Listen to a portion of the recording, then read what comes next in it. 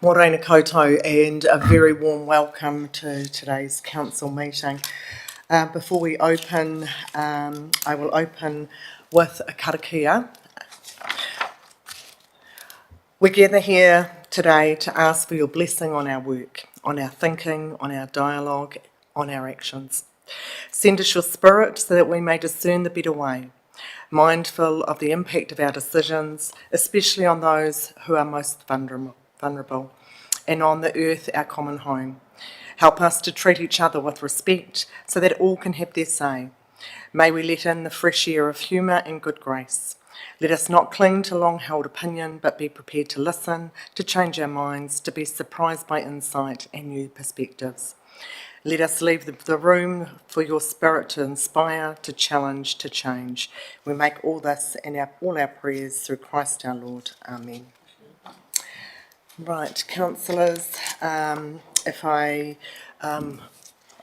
we have had one bereavement, and the Tararua District Council lost a true champion with the passing of William, known to many of us and to myself as Bill Kelty. He was a dedicated public servant. He served the Tararua District as a councillor, later as Deputy Mayor, but he also served Pahia Toa with over 15 years to the betterment of our community and public service. Throughout his tenure, Bill played a key role in advancing essential projects. He had a real passion for roading, for planning, for water and for sewerage, and he worked tirelessly to enhance the infrastructure, support sustainable development and improve the quality of life for our residents. His leadership and advocacy were instrumental in shaping this district's future, and I would like to ask for a minute's silence, please, to respect Bill.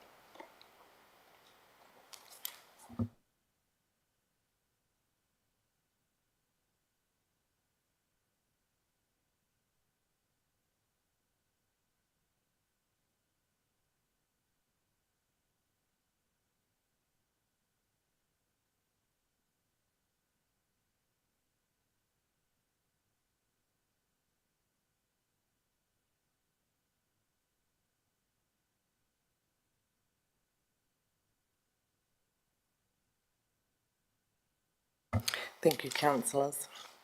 If I could just remind you with the new system, red button on for speaking, and then when you finish speaking, if you can turn that off, that way that'll ensure that everybody that's watching the live stream can indeed hear it. So we have no apologies today. Everyone's present, but in for a public forum, we do have residents here that wish to address us. So I extend a welcome for you to come forward. I do have a copy here of your petition, but come forward, make your...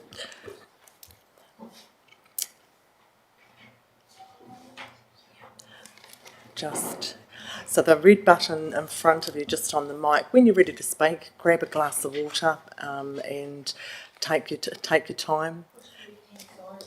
Yeah, that's it. Awesome. Good morning, Mayor Tracy Collis and councillors of the Tararua District Council. For those who don't know me, I'm Maori Power and I live at 77 Broad Street with my husband Ian. I've lived there for 58 years, and in all the time I have never heard noise pollution to the extent that this new business, that is the wood chipping mill in Miller Street, is putting out. In the Bush Telegraph, dated 18th of November 2024, you had a page dedicated to the Tararua District Plan, pre-consultation 28th of November to the 1st of March 2025. At the bottom of the page is a heading, what we don't want to happen in our district, quote, noise pollution from industrial areas too close to residential zones, unquote. In Hawke's Bay Today paper dated Friday the 17th of January 2025, story on page 6, quotes, new mill found compliant. It's a new business, and they invested heavily, and it's in the right area despite 7 noise complaints. The plant is operating under a temporary resource consent, unquote, excuse me. For a fact, I know there have been far more complaints than 7. As for the monitoring of the noise, that's a joke. A couple of people came down to the bottom of Broad Street for 15 minutes, then went. Yes, the weather plays a major factor, but when this noise pollution can be heard as far away as Hospital and Carlson Street, you must agree there's a huge problem. It is the constant noise from 9 a.m. until 4 p.m. that is getting on everyone's nerves, especially those who have health problems. The lucky ones are the ones who go to work and don't have to put up with it. Mayor Collis, you live several k's away in the country, up on a hill surrounded by trees. You said in the Hawke's Bay Today paper that it sounds like a bit of thunder. I invite you to our residential zone and listen to it all day. It's one hell of a thunderstorm. Also, a quote from the Bush Telegraph: what you don't want to happen in our district was property value decrease of poorly planned development. Having talked to a real estate agent, she said, who was going to buy a property in a residential zone when there is a noise pollution coming from a too close industrial zone?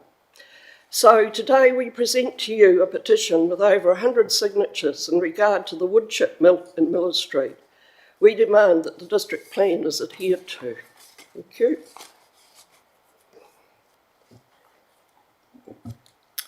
Thank you, Murray, for that. One comment that I would make, and just for your awareness, the Hawke's Bay Today, when they asked very specific questions. So when they talked about 7 complaints, by my recollection is the question that they asked to get that answer was what was the most number of complaints in one day. So it wasn't talking about the whole number of complaints that they had. But the Dennebu Community Board did discuss the wood chipping plant at their recent meeting, and the regulatory manager James Single actually came forward and talked to them along with Amy Charnley, the planner. I was hoping that that would be reported in the media because it was a really good update. So it isn't characteristic or normal practice, but I am actually going to ask if Jim, and I'm not sure if Amy you'd like to as well, come and repeat that little bit of an update just so that residents do know where that's at.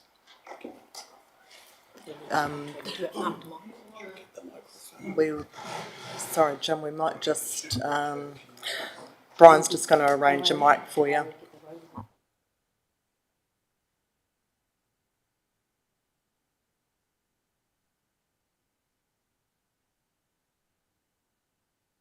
We'll just get a microphone. Chief Executive's bringing a mic.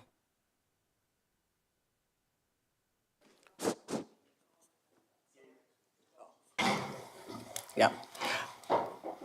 Okay. Sorry, Diane, I wasn't sure if you were together or not. So we've just got, before you do that, Jim, we'll just hear from Diane as well, if that's okay. Right.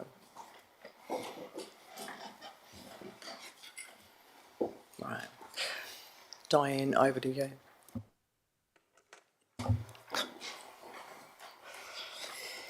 Good morning, Mayor Tracy and councillors and others in the room. My name is Diane Clayton and I reside in the lower part of Gordon Street here in Dannevirke. Thank you for this opportunity to express my concerns on an important community issue. I say community as there are many people in this community being adversely affected by the same issue. Firstly, a little background for you. I was on the receiving end of a speeding driver in 2020 and as a result had to give up my career of 22 years, which I loved. I was diagnosed with persistent post-concussion syndrome, traumatic brain injury and PTSD in the following months, which explains the debilitating symptoms I live with.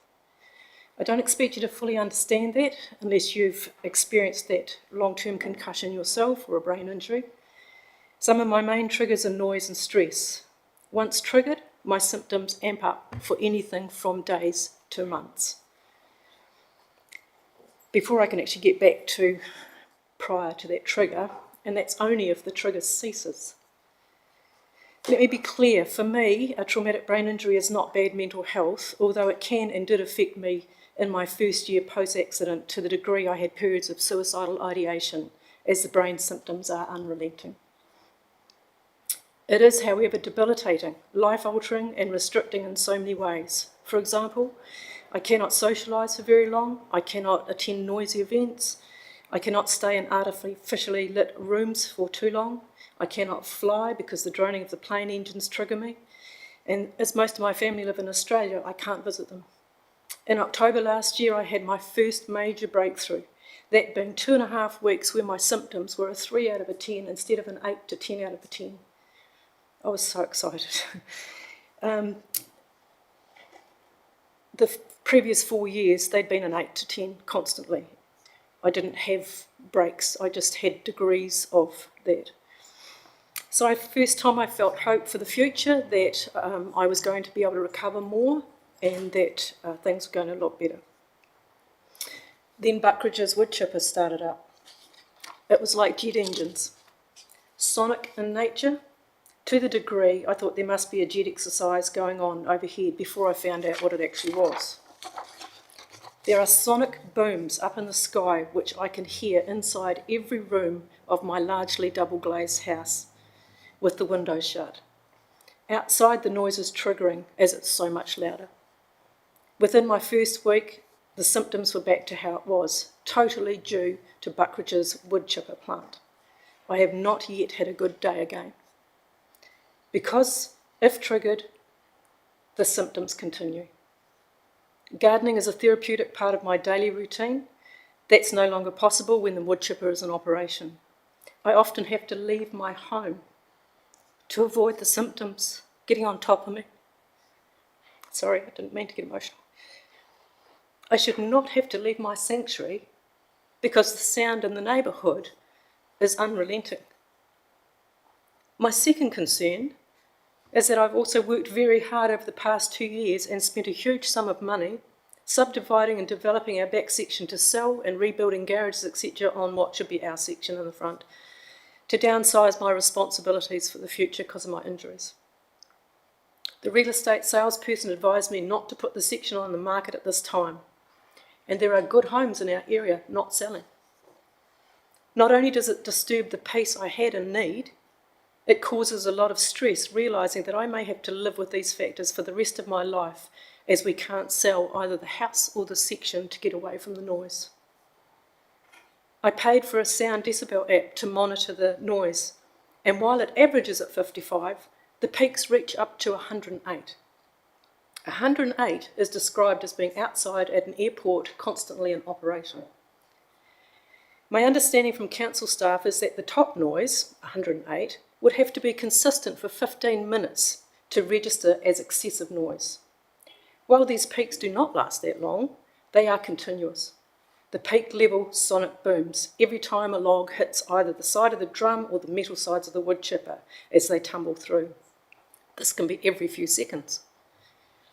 I have printouts to show these levels, and even allowing for a variant in calibrations to that of the sound engineer's machines, there is still a significant peace-disturbing peaks being reached. I also understand from council staff that Buckridges meet the district plan conditions, where noise level are concerned for an industrial area. The trouble is, most people I know and talk to regarding this problem live in the residential area. In fact, the noise can be heard 2 kilometres away at the other end of town. It would appear that meeting the requirements of the district plan for industrial overrides everyone else's rights, even those listed in the Resource Management Act. For example, the RMA 1991 protect people from unreasonable and excessive noise, protect the rights of people and industry to make reasonable level of noise, provide for effective noise control in the community. Excessive noise, this is on the TDC website, this one. Excessive noise is noise that is under human control and it is of such nature to unreasonably interfere with peace, comfort and convenience of any person other than a person who is on or at the place which the noise is being emitted. Where was Mr. Buckridge's consideration when choosing to put a noisy business next to a residential area? He could have put it closer to where he lives or the industrial area at Oringi and not unreasonably interfered with my peace, comfort and convenience and that of the residents, particularly in the lower quadrant of the community. After a word with CEO Sharon Ward's arranged for me to write down dates and times for complaints rather than actually ring and annoy the council staff repeatedly. I note there have only been 7 times that the complaints would have otherwise been rung through since we went to the district plan review meeting. I verified that number of complaints with other residents as well. I do note that last Wednesday and yesterday, the plant was once again incredibly loud. Why are the number of complaints down, you might wonder? Have the 2 sound engineers worked out how to reduce the noise and it's been implemented? I don't believe it's totally weather dependent because I've monitored that for the last few months, but it doesn't help when the wind's blowing in your direction. I think it's because the plant isn't working every day, and I go down and check some days. But because the public are not being updated, we really don't know. I went into council yesterday and asked for an update and was told there was nothing. But yesterday's evidence proves the problem still exists. A friend a few houses away, also with a brain injury, gave me permission to mention her story, which is similar to mine, and also finds the noise is intolerable and not conducive to her healing or daily well-being. Another friend is an educator at home, and the children run inside frightened by the noise when it's in full action. These are just some of the negative narratives in the community. I have the distinct impression from going to the review meeting from council staff that there is nothing they can do because the business meets the district plan. People are not just annoyed and angry.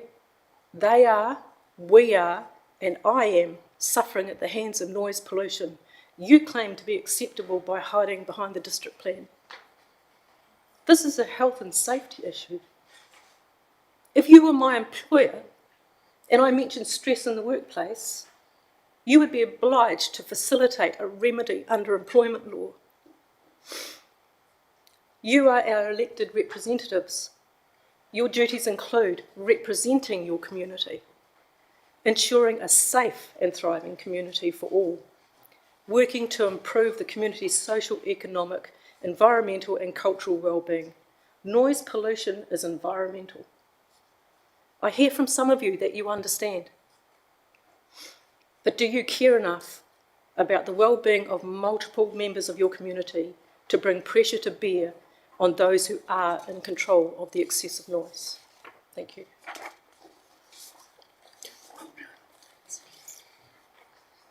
I have the printouts here of the sound app that I was using.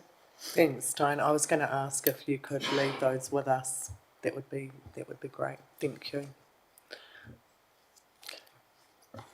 Right, Jim, if I just hand to you to give the team an update.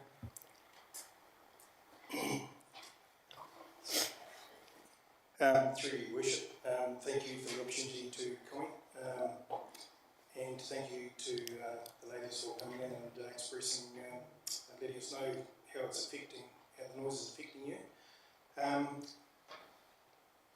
It's a bit of a tricky one, really. We have to balance the needs of the community with the noise requirements under the Act, also with the ability to let business take place in the area. Mr. Buckridge has installed a wood chipping plant in the industrial area where he's entirely permitted to do so, providing he meets the district plan noise acoustic levels. In an industrial area, there are no set noise levels, and that's a standard in New Zealand. However, the noise has to be at 55 decibels or below at the boundary of the residential area. The district plan is quite clear with the noise levels allowed in our residential areas, which is 55 decibels during the day from 7 in the morning till 7 p.m. And it also stipulates that the noise can't exceed for more than 15 minutes duration. Bearing in mind the number of complaints we have received, and balancing the rights of Mr. Buckridge in operating a business in an industrial zone, and bearing in mind that it's not Mr. Buckridge's fault the industrial zone was established that close to a residential area. However, we required acoustic testing to be completed by a noise engineer. The people you probably saw at the end of your street was myself and a noise officer from the council with a calibrated device, which is all good for taking reliable readings, but it is no way anywhere near the quality of the engineering devices and microphones that the engineers use. It's a specified field, and they place them in certain areas and they take measurements. I understand that Mr. Buckeridge employed a noise engineer, as we required him to do, who took readings at the boundary of the residential area, and the readings were consistent with being able to operate within the district plan. I think they were around 50 decibels. Since then, we continued to still receive complaints. We then commissioned our own, at council's cost, considerable cost I might add, our own noise engineer to do our own checking to see how they matched up with Mr. Buckeridge's engineer. Our noise engineer came back with similar findings and pretty much matched exactly what Mr. Buckeridge's engineer came back with, and that was that the operation was operating within tolerance of the district plan. We continued to receive complaints, so we also continued our dialogue with Mr. Buckeridge, and we met several times, the last time being the 19th of February, to address things under the Resource Management Act, which are called best practical options. We call them BPOs. So the best practical options are things that the applicant has a responsibility to do under the RMA that could mitigate any further noise effects. We can insist that they are completed, which I'm pleased to say we've now received confirmation of the 3 BPOs that we've put in place, and I'll talk about them shortly. So he has completed what we've asked him to do, but we can't ask for something that is ridiculously expensive. It has to be within financial sense, so to speak. I mean, yeah, it has to be reasonable. We can't, I mean, you could build a big dome over the place, but it costs millions, so we can't expect them to do something that's ridiculously expensive. But Mr. Buckeridge did agree to do the 3 BPOs that we've asked him to do at his cost, and in fact he has volunteered to put in a noise acoustic bund on the northern boundary of the site, which will be completed in several months' time. It's also worth noting that another premises is building a large building in front of Mr. Buckeridge's premises, which we hope may deflect some of the sound. So the best practical options that we asked for was that the north end wall was lined, the acoustic barrier drum surround had infill, and that the mulch bund was completed. The bund is quite an expensive exercise and will, as I said, be completed over months. However, the acoustic mitigation for noise has been completed. So we have now asked for further noise engineer testing at Mr. Buckeridge's cost. So he will have to, and that's not cheap, so he will have to conduct that, and then we will provide those details to our acoustic engineer for verification. But at the end of the day, that these options may reduce, and I say may, reduce the sound levels by 1 or 2 decibels. But at the end of the day, Mr. Buckeridge has every right to operate his wood chipping plant in an industrial zone provided by council, providing the noise does not exceed 55 decibels at the boundary of the residential area. Now, bearing in mind that a lot of the complaints come from the end of Broad Street, I've asked for his acoustic engineer to come to your address at 77 outside there and to test in that particular location. And he no doubt may knock on your door and introduce himself. So we want to get a fair assessment. But as it stands at the moment, Mr. Buckeridge is progressing with his consent application and is operating under a temporary consent. He's restricted his hours of operation to 8 to 4:30 weekdays only, not operating on public holidays or the weekends. And I understand that through February he's only operated 3 days a week. He also tells me that he's now using wet wood, which is softer, which also may quieten things down a bit. Dry wood is a lot harder, and that's what the operation first started with. So you may see a change in the noise there. I think I've covered off everything. If you think anything else. The only thing I would say is that the noise is compliant, however, it will still be audible. So complying with the district plan requirement of 55 decibels, currently it's at 50 decibels, you'll still be able to hear it. So there's no amount of, you can't remove the noise from being heard, unfortunately. It'll never be silent. No. But and traffic noise often is 65 decibels actually when the acoustic engineer set up his detection microphones. The traffic noise was actually louder than the drum noise that he was recording. He's explained it to us. It's quite scientifically baffling, but it is quite noisy traffic noise.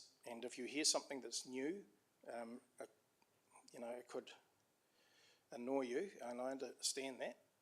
But we, as a council, have to balance off the ability for Mr. Buckeridge to operate his business and still operate at a noise level which is allowable under the district plan, so that neighbours still have an enjoyable existence at their residence. And that's what we're doing our very best to do. And like I say, council has spent a lot of money so far at our own cost to check the readings and recordings from the acoustic engineer from Mr. Buckeridge. And so far they've aligned. So we've gone even further and asked for these best practical options to be applied to the plant, and hopefully we will see a difference. Any questions? Will he have this noise wall up in time for the consent to be given fully? It's probably unlikely that that BPO option will be completed before the land use consent is granted, but it will be a condition on the permanent land use consent that it has to be completed. I think they've offered it up to be completed by the end of September. So it will be conditioned. You say about the new building being built in front, that noise rises up, which was demonstrated by the fact that a house on Hospital Hill can hear it just as bad as what we are hearing it in Broad Street. So it rises. It's got a characteristic that is up here, that is not going to be catered for by a new building, and it's honestly, it's atmospheric. So I appreciate that he's reduced his days, because we've noted it. I figured he wasn't working, you can tell. But yesterday it was just as loud, and it was, again, so clearly what he's done, he's either using dry timber yesterday, or I don't know what, but it was back to normal. The pre. So we're really at a point where we have to see how things go from here. Like I say, the best practical options have been completed. We'll get the engineer in to make further noise assessments, and he'll come to your address. And after that, once operation begins again, we'll see how we go. I guess, like my colleague says, it's unreasonable to think there's going to be zero noise. Our intention is to have that noise acceptable for residents. And I have to hand it to Mr. Buckeridge. He's done everything we've asked him. He's been quite cooperative throughout the entire investigation, and he doesn't want to annoy residents either. This is a huge financial investment for him as well, and we just want to make sure that we can try and help each party, but I guess we'll see how things go after this noise mitigation's been completed, and we get our assessments. So in the meantime, we're left with properties we can't sell. So I'll take it back here. Jim, can I just clarify for residents in regards to if the noise they do feel is louder, is your preference still that they phone council and you can log that from there to monitor what's happening, or are you happy for them just to record? What's your preference there? And I guess that's because council are still monitoring this. Yeah, through you, Your Worship, we definitely do want you to call, but it's not if you can hear it and you call us. It's when the noise is, in your opinion, exceeding, it's too loud. That's when we want to hear a complaint, and we will log them and we will continue to monitor them. Mr. Buckridge's consent will still be subject to compliance monitoring, as any consent is. So we will monitor that and look at every complaint that comes in. Thanks for that, Jim. So we are actively working for fair outcomes for all. Are you comfortable for Mr. Buckridge to make that contact with you? And if you want somebody with you at that point, just let us know. Yep. Okay. Thank you so much for coming in and sharing that. I know that was tough, and hopefully that you've got a good update and know exactly what's happening. Thank you.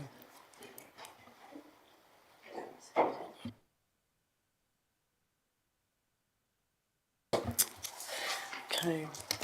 Right, councillors, I move that we receive the petition from the residents. Can I have a seconder, please? Seconded by Councillor Wallace. All those in favour, please say aye. Aye. Thank you. Carried. Right.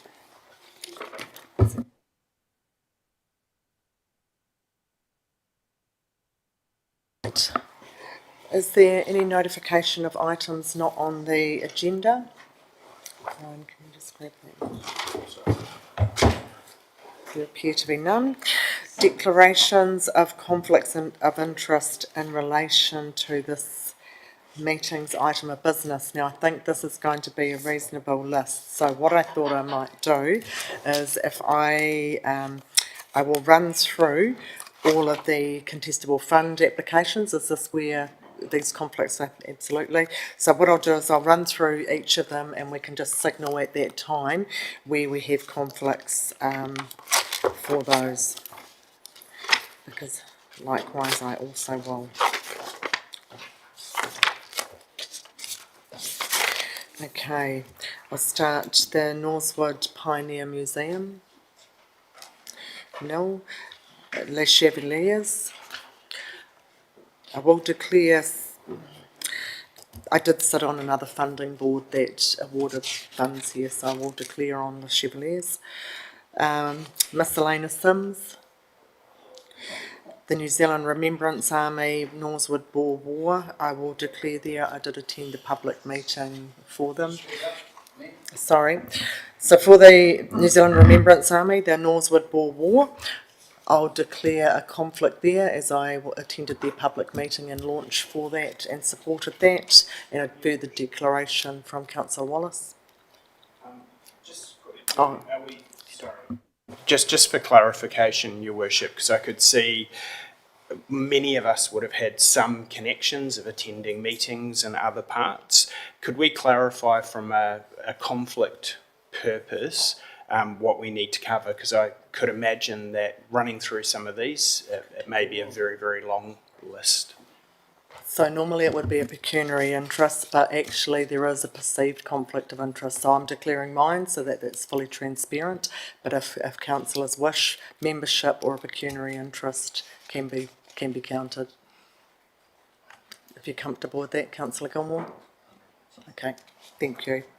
Puketoi to the Pacific Catchment Collection. No. Pahiatua Shares. No. Te Tahua Rangatani Limited. Bush Multisport Trust. Mr. Aidan Lyons. Dannyburg Host Lions Club. Councillor Wards. Thank you. Pahiatua Golf Club. Councillor Johns, Councillor Gilmore, members, Sport Manawatu, and Sport Tararua, Ruahine Ramblers, Mrs. Susan Walsh, A.L. Clark Shearing, Woodville Football Association, Councillor Gilmore. Thanks very much, Your Worship. Just to declare, and I won't make a decision on this, I was a sponsor of the Woodville Association Football Club in their last season. Am not a current one, but still I will sit out of any discussion around them. Sure, Councillor Gilmore, I don't consider that conflicted, but thank you, if you wish to make a comment. Ruahine School, Ngāti Kahanunu ki Tamaki Nui Aroa, Councillor Chase.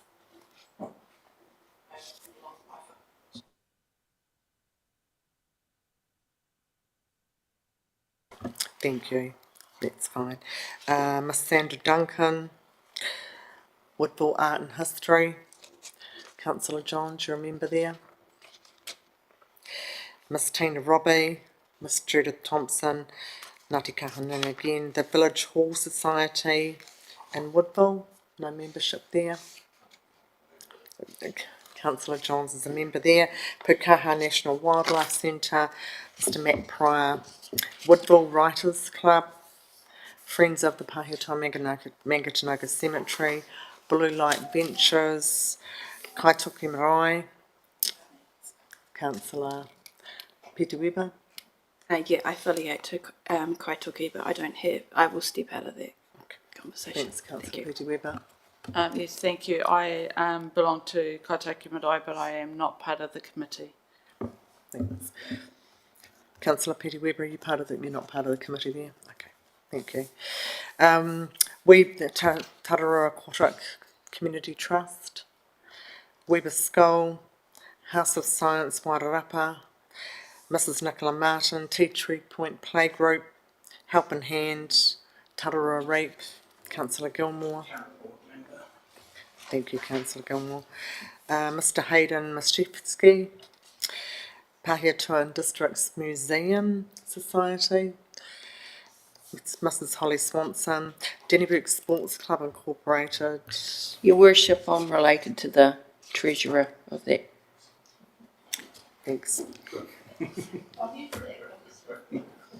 Councillor Woods, and the Ikitahuna Golf Club.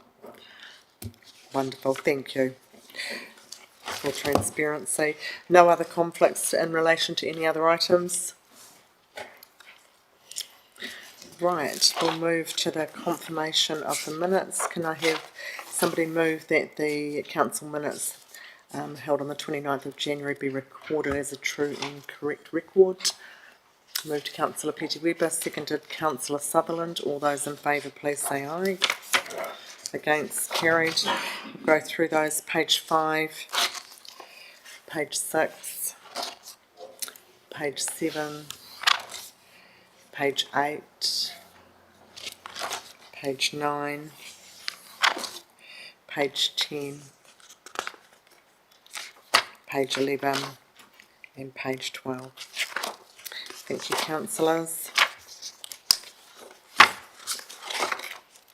Right, we have received the petition. Moving to item 9, community boards and committees. Can I have somebody move that we receive the community boards and committees together as one? So moved Councillor Chase, seconded Councillor Franklin. All those in favour please say aye. Against, carried. Explore Pāhetoa, page 19. Councillor Franklin. For some reason, these minutes weren't out. The minutes weren't in the last agenda, and I actually raised it at the meeting, and they sent it out. They did send it. Saw the sent email. Oh, sorry. There were no minutes in the last meeting because the committee did not meet in January. Their December meetings minutes went to the December council meeting and were received there. The Explore Pāhetoa committee did not meet in January, so there were no minutes to bring to the January council meeting. So there's been nothing missing.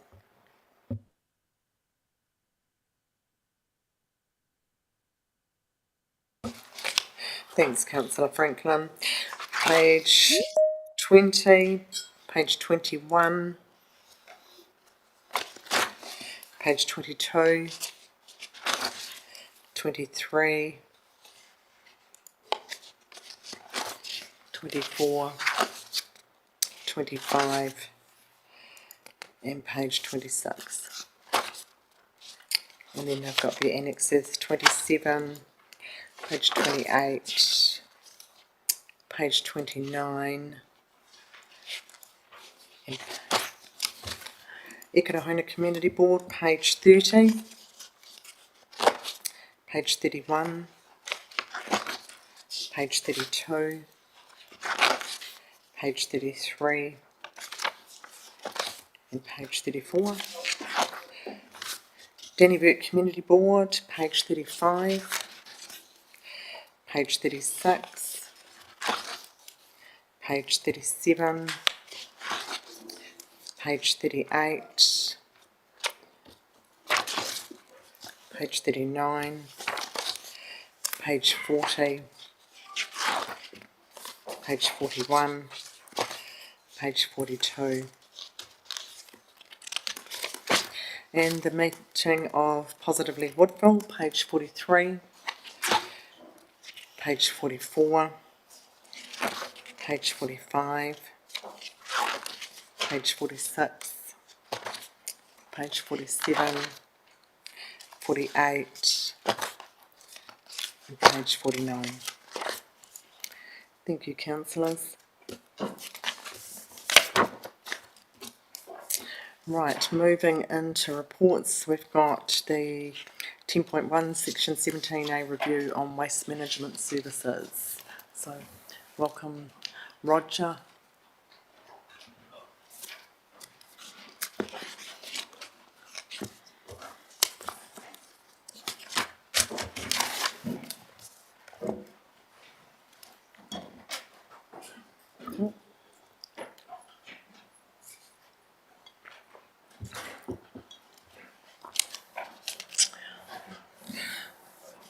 Right, for those online, we've got Roger Earp, the Strategic Advisor, Hamish Featonby, the Group Manager for Infrastructure, and Joe Nielsen. And joining us online, Roger. Do you want to introduce the team online? Thanks. Thanks very much, Your Worship. Good morning. Good morning, councillors. We're here to present the 17A review for waste management services. The company that's been supporting us to deliver that is a company called Height, and we've got two representatives from Height who've been involved in this process to join us for the presentation, Kel McBeath and Danny Rassam. And we're going to hand over to them and provide them with the opportunity just to set the scene, and then we'll take any further questions that the council might have. So, Kel and Danny, all yours. Thank you.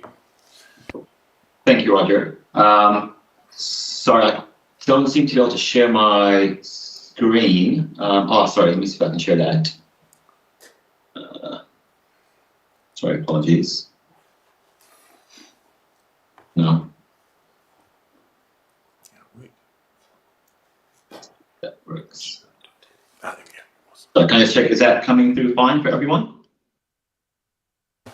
Yes, we can hear that loud and clear. Okay, great. So thank you again, Your Worship, councillors, for this opportunity to present our Waste Management Services Section 17A review. We're just going to spend a few minutes just giving you a bit of a walkthrough around the process that we have undertaken here at Height, and working with Roger, Hamish, Joe, and the team with regards to the Section 17A review. So we'll just give you a quick background introduction of the 17A, the purpose and its intended outcomes. Run through the Section 17A process at a very high level, provide high-level report findings, have a chat about the recommendations, and then also next steps and future considerations following the Section 17A review. So we do understand at Tararua that there have been some major changes in the way waste management services are currently being delivered. As of 12 to 15 months ago.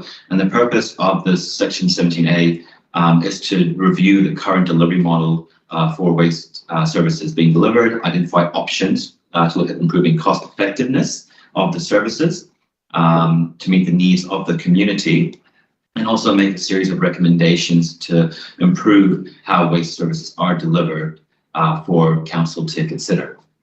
And the purpose of the report is to inform council around a final recommendation around the preferred model for the waste management services. In the context of this review, the scope included refuse collections, curbside, commingle and recycling collections, refuse transfer stations, landfills, and also education and contamination.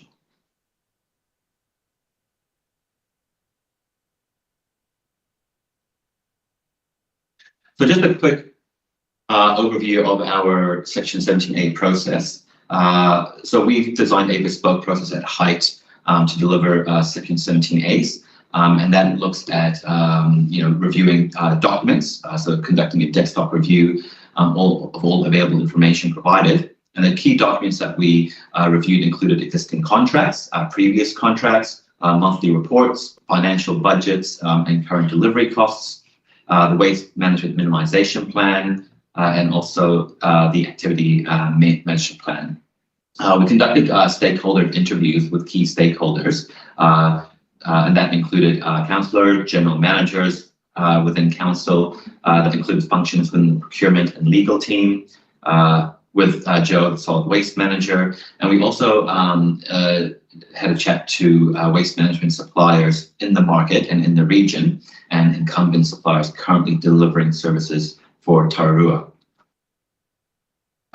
We also conducted, following that, and the process that we also took was quite fluid, because we do understand that, when we discover additional information, we would sometimes need to take a step back just to look at the final detail. But we also conducted stakeholder workshops. So we conducted 2 workshops. The first one was a options development workshop, where we're looking at identifying, what the future outcomes Tararua was looking for, what success looked like for waste services, and what needed to change. And at the end of the workshop, we identified some critical success factors or options that we took, and we weighed them up around priorities. From the 10 or so critical success factors that we identified a priority list, we weighted them, and then we conducted a review and auctioneering against the potential models that could be undertaken by Tararua. And the way that this whole process and the workshops were designed were quite objective. So there was no one person or idea that could dominate the discussions. So we ensured that there was a consensus view or a majority view, and that the final outcome could only be reached at the end of the entire investigation phase. And then following that, we drafted the report and went through a number of reviews before finalizing the final Section 17A report. So looking at the current, the observations that we did identify, and a majority of these were through interviews. And we noted that the number of interviewees commented on the significant improvement of the refuse transfer stations since management was brought in-house by council. And that included staff, included community feedback, and they were specifically mentioning the state of the refuse transfer stations, the cleanliness, attitude of staff working at the transfer stations, accessibility, and the overall customer experience for the residents. That's the major observation that was made from the outsourced model with the previous contractor to a in-source delivery by council. We also note, looking at the recycling volumes that have been collected to date, noting that the change over the last 12 to 15 months is consistent with previous years. So we can conclude that the levels of service being provided is the same as per the previous outsourced model. So this indicates a successful transition of the delivery of services from the previous supplier to the current delivery by the solid waste team. We did identify further opportunities to look at reducing contamination rates, and we do know that these initiatives are already underway within the community and schools. But an important note as well is, although there is an opportunity to reduce the contamination rates, we note that Tararua's contamination rates are already quite low compared to the national average, but there are always opportunities for improvement. Looking at the financial review and observations made, now our review included budgets that were accounted for Tararua delivering in-house management of transfer stations and recycling services contracted out to the previous supplier. Just because of the transition over the last 12 to 15 months, the budgets did not accurately reflect what was currently being delivered. So that's just a point to note in the financial review.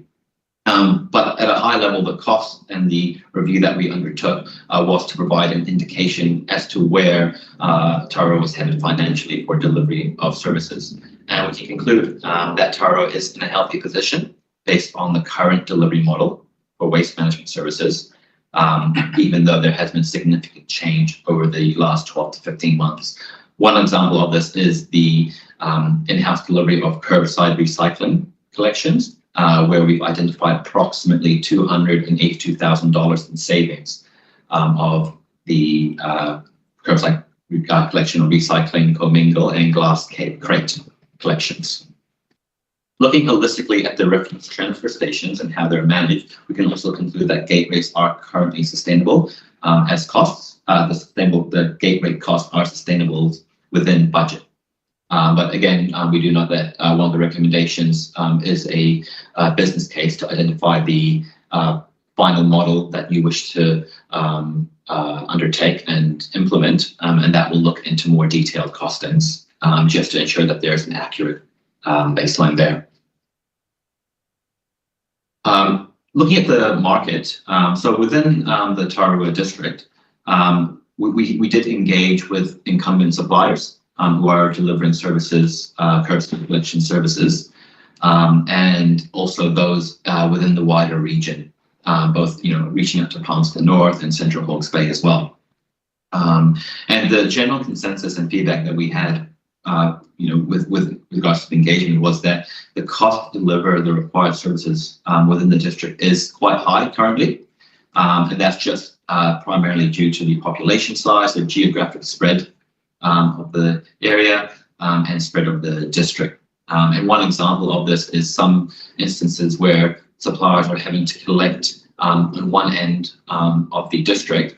They're having to try and make their way up to a landfill, either Bonnie Glen or Central Hawke's Bay, in time before the landfill closes to dispose of the refuse.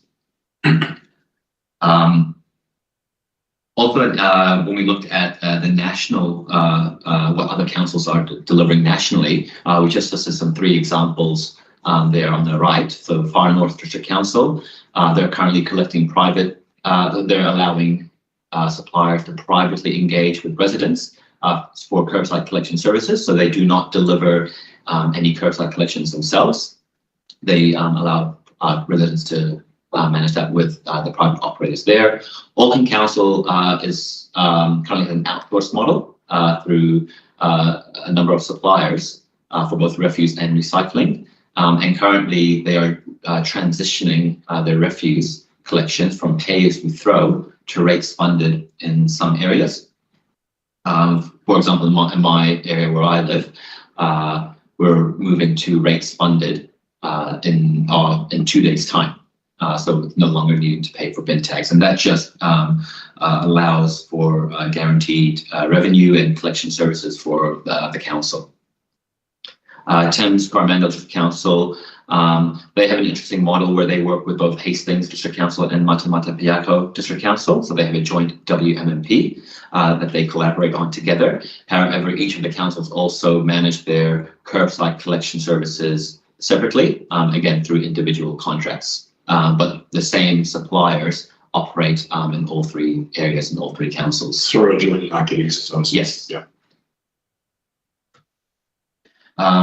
Looking at the preferred model, and this is as a result of the desktop review, the interviews undertaken, and primarily the workshop outcomes, the second workshop. The preferred model that was selected, again, objectively, was a fully in-sourced model. So that would be Tararua District Council managing the transfer stations and undertaking all curbside collection services, which includes refuse and recycling. With regard to the refuse collection, there are various ways to look into that. Again, the business case will look to explore, how you could undertake refuse collections, but there are two models as Open Council currently has and is transitioning to, from pay-as-you-throw or included within household rates. But we do note that with Tararua potentially entering the refuse collection market, there will be strong competition. So bearing in mind the final model and the final collection model for refuse is quite important. And the final recommendations, as a result of the Section 17 review, we identified 9 recommendations in priority order. So 1 through to 2 long-term in order. The first one being the side loader contingency. We just note that currently Tararua has a periodic lease with a supplier to provide a side loader, but we note that if that side loader were to break down or require urgent repairs, there is no backup plan or contingency that would be able to sustain the services for curbside collections. We do know that a number of these recommendations are on track, being looked at, and some are on hold. But also that several of the recommendations will be dependent of the outcomes of the business case, which is number 5 under the immediate list. And finally, just with regard to the final recommendations, there are some next steps that can be looked into and in future considerations. But we do want to note that and highlight that the transition from an outsourced model 12 to 15 months ago down to a fully in-sourced delivery model of waste management services in such a short period of time is quite exceptional. And we do want to commend the council and the solid waste team in particular for what they have achieved to date. It's definitely a significant feat when you're bringing in and trying to set up your own delivery and management services for such a large operation. Looking at the next steps and future recommendations, things to note would be the affordability and sustainability of the final model selected. So that's the need to look at engaging with ratepayers and residents for waste management services, just to ensure that there is a balanced, cost-effective model with a long-term operation viability of services. Managing waste disposal costs. So we do know that waste disposal costs are increasing, and they have been highlighted as a critical issue affecting many residents. And circular economy adoption. So that's looking at how waste is managed within Tararua District Council, the waste streams and how they're transported. Collaboration for innovations, that's working with local residents, businesses, and iwi to look at innovative ways to manage waste. And pursuit of long-term partnerships. And that's looking at engaging with other councils, with other neighboring councils and regions, just noting, the various assets that may be coming up to the end of life, and that's around the landfills for both Bonnie Glen and Central Hawke's Bay. And ensuring those partnerships, successful, could provide stability and improve service outcomes for Tararua and the neighboring councils. We do understand as well that there have been initial discussions around those pursuits of long-term partnerships with Central Hawke's Bay and Palmerston North. That brings us to the end of our presentation. Thank you again for the opportunity. We're more than happy to take any questions you may have. Thank you. Right. Councillors, do we have any questions? Councillor Sutherland is the Chair of Infrastructure. You were involved in those stakeholder workshops. Yeah. Councillor Gilmore, then Councillor Woods. Thanks very much, Your Worship. I've got a few questions, if that's okay, and thank you for the team for doing the report. We've been looking forward to that, and to the team here. First of all, my first really quick question is just about the side loader recommendation, which sounds sensible. My assumption is that it would be cheaper for us to purchase that than to carry on with the month by month.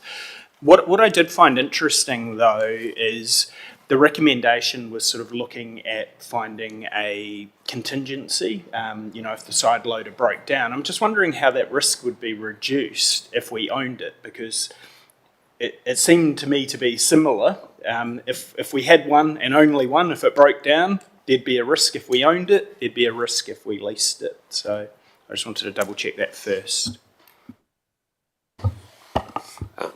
Through you, Your Worship. Thank you for the question. I think it's quite a valid one. So at this stage, we're utilising the only rental side loader truck within the region, Lower North Island really, and we use it every second week to do our curbside. If we had our own vehicle, it would be brand new, so it would be, we would like to think, a lot more reliable, but also that would free up that rental vehicle as the backup in that case. Because at this stage, every second week it's used by another company. Thanks, Your Worship. I did just want to dig into the in-source thing's been something that's always interested me somewhat, and I've always been a little bit sceptical of in-sourcing full curbside refuse collection. There was a $282,000 savings that was highlighted up on the board and referenced in the report. Is that actual savings to the ratepayer, the potential in-source savings, or just overall cheaper delivery of curbside? So I suppose what I'm looking at is if someone's choosing not to have a curbside collection at the moment, or perhaps a really small bin from different companies, would it be cheaper for everyone? Because there's going to be some people that choose not to utilise a curbside service. I'm assuming that they are going to have to pay more because the pay-as-you-go option was highlighted and flagged as a risk. So if it went into general rates, everyone may have to pay more. So I just wanted to kind of double check and get a bit more information on that nearly $300,000 saving. Thanks. So the $282,000 hypothetical saving, well, estimated saving, is fairly across the services as they stand at this stage. Like, we've got 6 months worth of data for insourcing the services. We've got over 12 months on the transfer stations. From that you can pull pretty good numbers. The full rate covered curbside refuse would, in my opinion, be the way to go, because you've got to have that assurity of the minimum running costs across the district to be able to service those areas. If you had hit and miss people needing their bins done, you're running the truck around for the same cost with less revenue coming back from it. So you need that density to run efficiently. In terms of the competitive market, it is definitely more efficient to be picking up every household than having four companies tripping over each other on any given week, from a carbon footprint side of things, as well as an efficiency side of things, as well as there's a lot of people still don't have a rubbish bin. So, can I just add to that? The business case is the next step for us to look at how those numbers actually work out. For us to have a full 12 months worth of data to be able to do this work effectively is I guess, pretty important, and the financials will tell the story. Thanks very much, Your Worship. Thanks for that information. Look forward to the business case. I suppose one thing I'm really keen also for the business case to look at, and I just want to make sure that it's being considered, is there a risk that actually more rubbish might be disposed of if everyone has their own bin, and perhaps less recycled? So people going, I've got a bin, I may as well fill it up, as opposed to people at the moment choosing what supplier or what way they get rid of their own waste. There's competition within that market. It's not a one-size-fits-all approach. Could there be a risk that a low user may actually dispose of more waste because they may as well fill their bin up? Is that going to be looked at as part of the business case? Through you, Your Worship, yes. I think sort of all those combinations will be looked at. I think there's also the sort of the counter argument to that if you had the option, if you had two bins sitting in front of you, you're more likely to put the proper rubbish where the proper rubbish should go. But we'll certainly be considering the different options. You can then just an additional thought around that. There are other examples. So, for example, in Auckland, they're currently considering taking refuse collections from weekly to fortnightly. So we already have a 3-bin service. So it demonstrates, I think, that for a lot of users, they are already reducing the amount of waste through education programs and some active downsizing of bins. So that inclination just to fill up the refuse bin hasn't occurred in this situation, which has led to very lower collection rates, and now the consideration of a fortnightly service. So it isn't necessarily going to lead to that outcome, but it is certainly something that needs to be considered. Thank you. Councillor Wards. Thanks, Your Worship. A little bit of a segue and or confirmation around the financials. I note that you're keen for us to get this side loader in the next annual plan budget, and yet there is comment made that we're unable to adopt the full program without financial data that won't be available through till December. So I guess my question is, what needs to be in the annual plan? I mean, if we commit to a side loader for that, which is what's being recommended, and yet further down the track, once we've got all the financial data, you're going to be asking for the whole business plan to be agreed to. So I appreciate it's a bit of a jigsaw puzzle and there's bits going in all direction, but if we commit to a certain amount of expenditure and the knowledge that we still have to wait until we get all the financial data to confirm what the consulting team have outlined here as what they think will be the final outcome.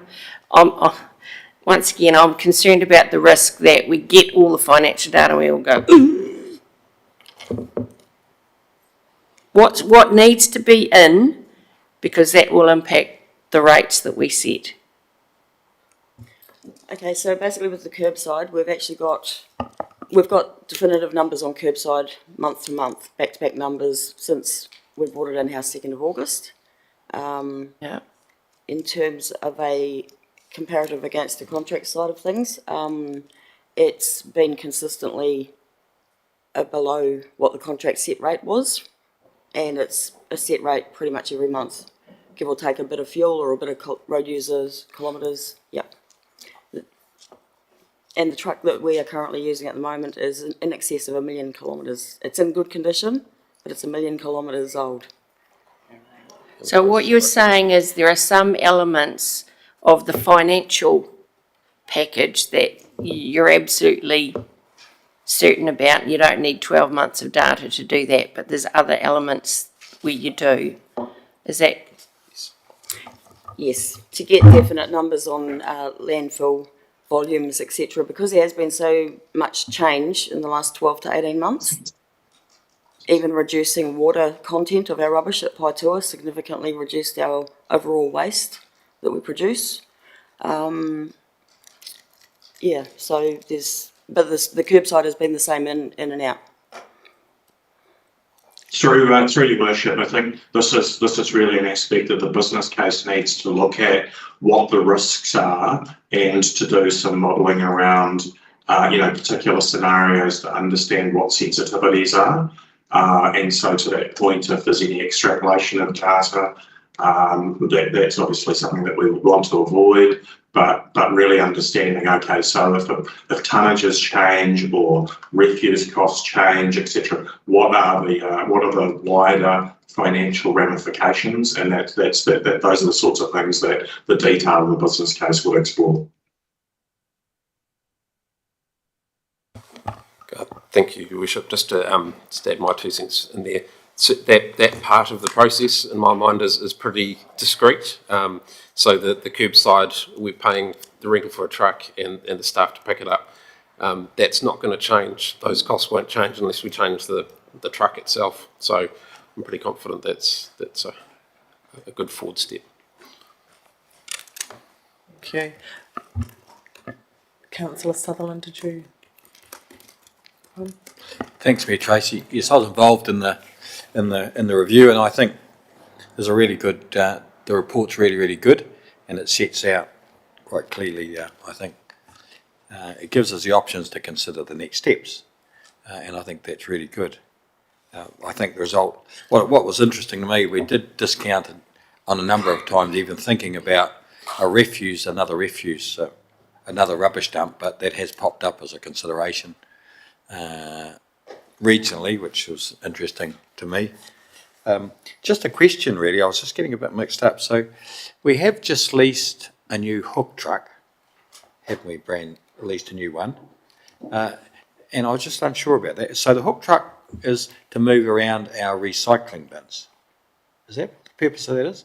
I thought the people who come in and take it away, but we need one of those ourselves, obviously, do we? I just wasn't sure about that issue as a technical question. Yep. So the hook truck on itself does all the town drop-off bins, the town drop-off centre bins. So the hook containers for the mixed recycle and glass for the town drop-offs, that's the larger ones.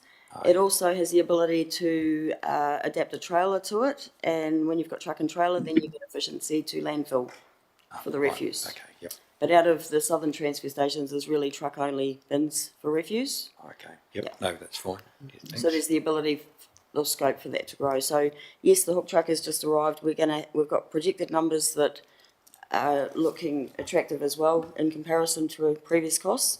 But of course, we need those set in stone that they're actually going to be, what we project they're going to be over the next 12 months.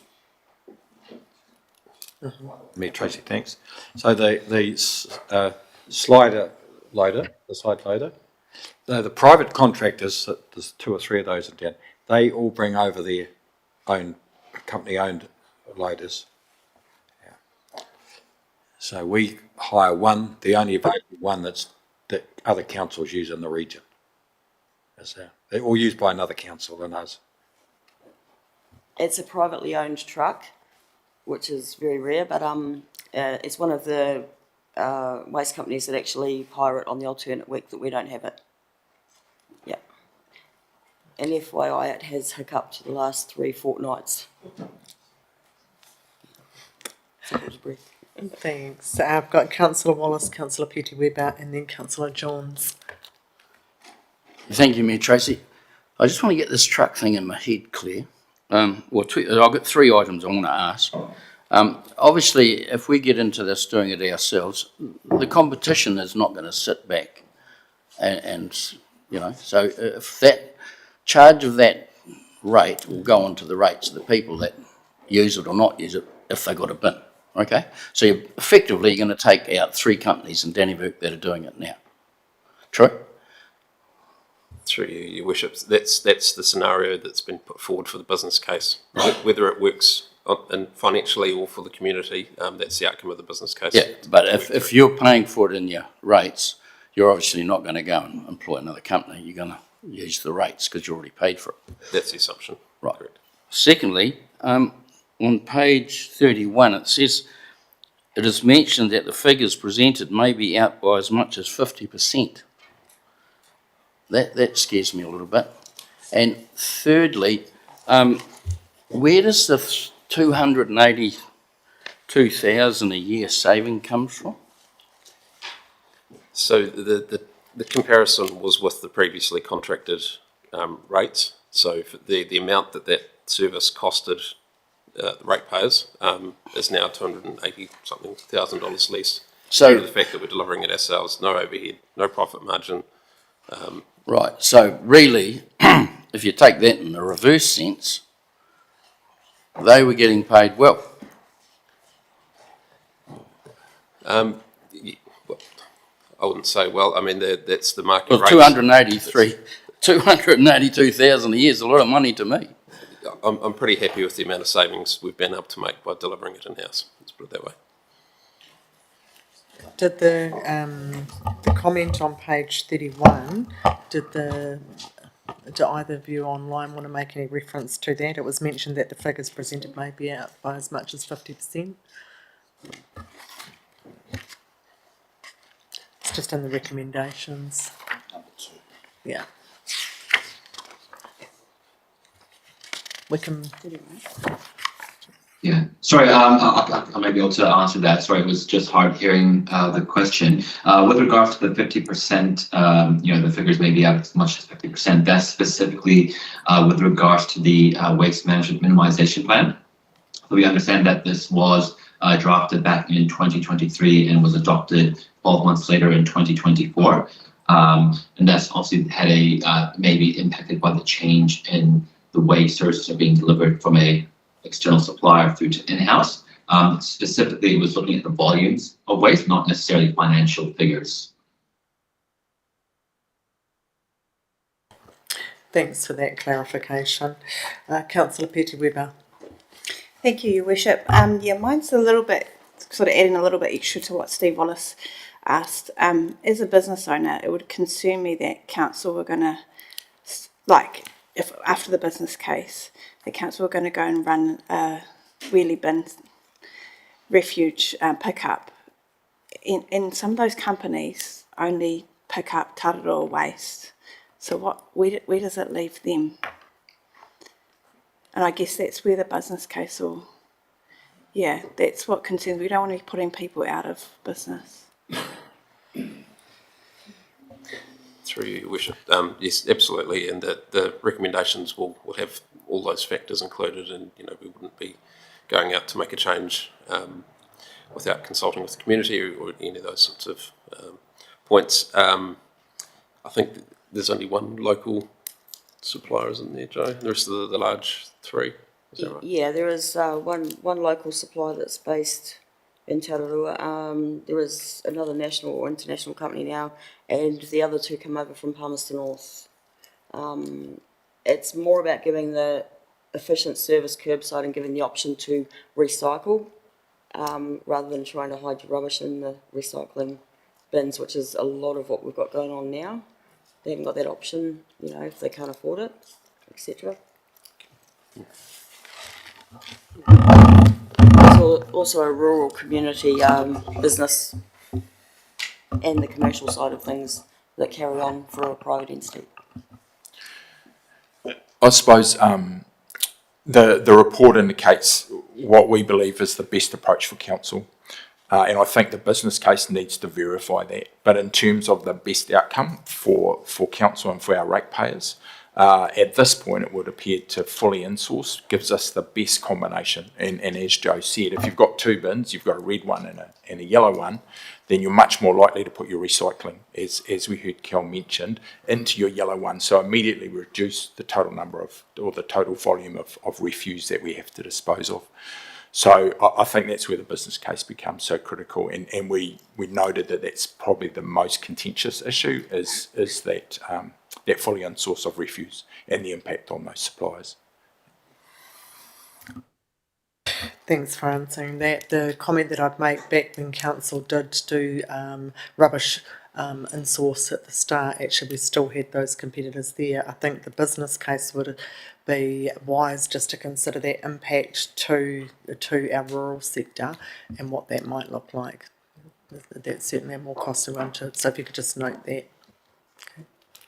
Sorry, just one other observation too is that as the team from Height highlighted, there's some real challenges with our district in terms of providing this service if we were to totally outsource it.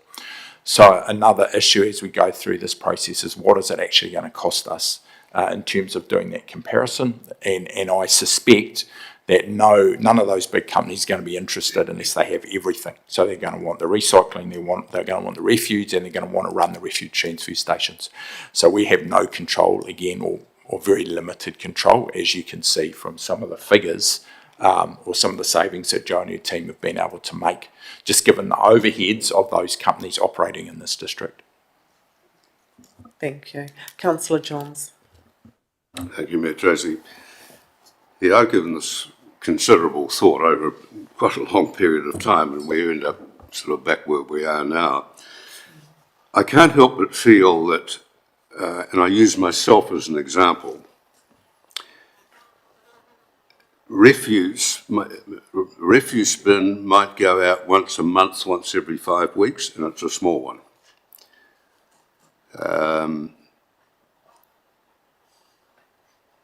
If council takes it over, it will be in through rates.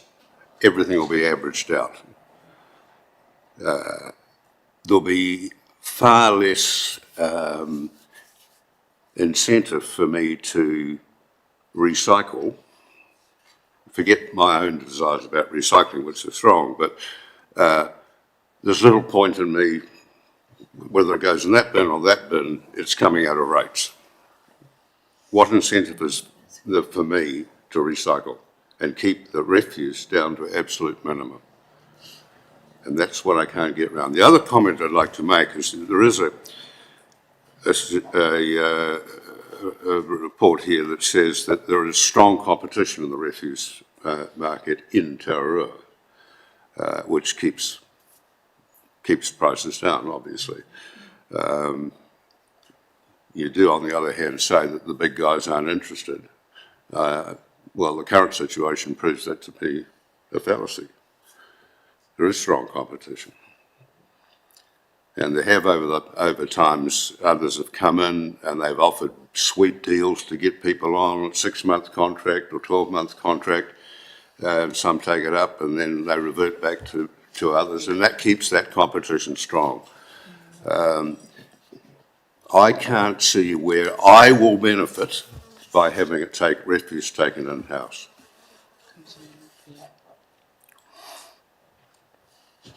Thanks, Councillor Johns. Do you just want to pop your mic off? Yeah, so just for the first one, sorry, is any contractor that comes to town potentially to take over our services, if you're looking at a typical commercial 7-year contract, for our curbside recycling alone, and the capital investment required for the truck, after the 7-year contract, it's barely run in. It's sitting at around 80,000 Ks, and they've got a freehold truck to go off with, essentially, in terms of that, whereas we can run those numbers. Yes, that's the side loader truck. Yep. In terms of the savings, sorry, 100% round, I just did what you did, I lost that. I don't believe that they're running, that the competition here is as fierce as what you think. So they range from $12 to $26 for a 240 litre wheelie bin. I've had $15 per empty. Yep. So once every 5 weeks. Yep, and there's various bins, 80 litre, 120, 240 litre. You can run out the smaller bins. You can do it fortnightly if you've got a food, service or a composting ability. So there's different variables that you can do with it. But the sheer fact that you have 4 trucks running, down to 1 in terms of your roading and carbon emissions and stuff is, it's definitely more efficient. And the numbers would come out a lot better. But I mean, it all comes down to business case and. Yeah, I think that's a key question for the business case, is looking at all those variables and what value is it to different groups of ratepayers. But it's looking at the bigger picture, I suppose. The big picture, one size fits really, that's the way. Microphone. That's the only way you can do it. Councillor Johns, no one can hear you online. Yeah, it comes down to one size fits all. Whether you're small or large, you pay the same if it's coming out of roads. So the big emitters of waste and recycling will be subsidised heavily by people like me. Through your worship, I think the point that's been made is a good one, and perhaps something that needs to be considered in the business case is whether it would be economic or viable to offer the likes of 80 litre versus 120 litre refuse bins, and that is a way of catering to households where there's where they have a lesser refuse volume. Thank you. I was going to suggest that will come through the business case. Councillor Wallace. Yeah, where I'm sitting, this really reflects what Peter's saying. User pays is where we're sitting now. I'm a user payer. I go and buy a bin and use it when I need to use it, right? So there's a bit of a contradiction here because we're trying to move into this user pay, i.e. look at our water. We're trying to get meters so we only pay for the water we use. So if I go and buy petrol from that petrol station, I pay for that petrol because I'm going to go somewhere.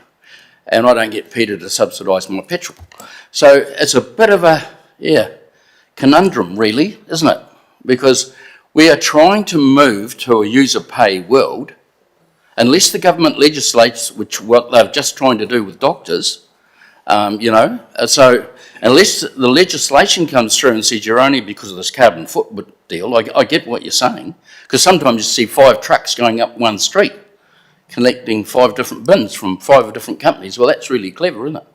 But we want to get into this user pay, because if we go user pay, in my opinion, our rates must come down or try to sustain cost to everyone.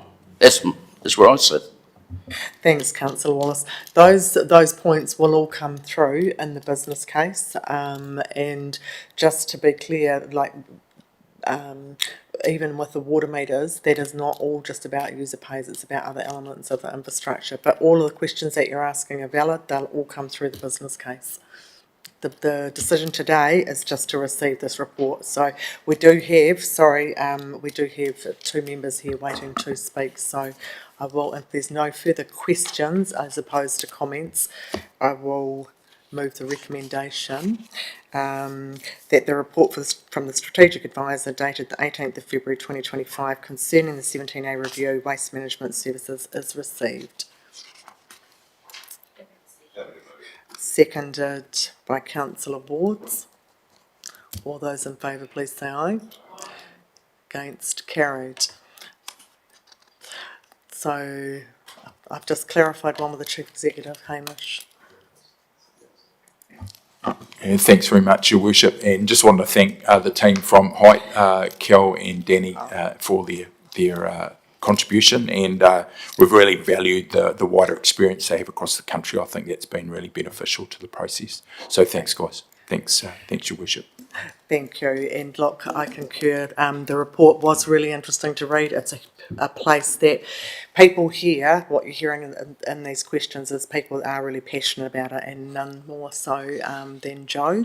So I certainly note that, and the efficiencies that you have achieved, and around both in the operations and the feedback that we're getting around the transfer stations is tremendous. But this was the one review that we were all very excited about, so that's why you got such passion in there. So can't wait for the next stage. Thanks, Joe. Thank you.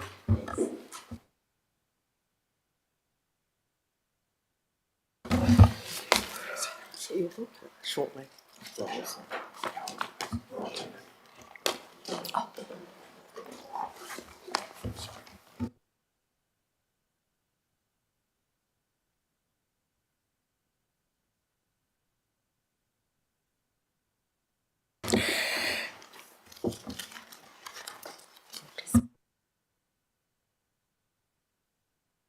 Right. Thank you. We'll just move on to item 10.2 and apologies to our two submitters, but I did want to get through that paper.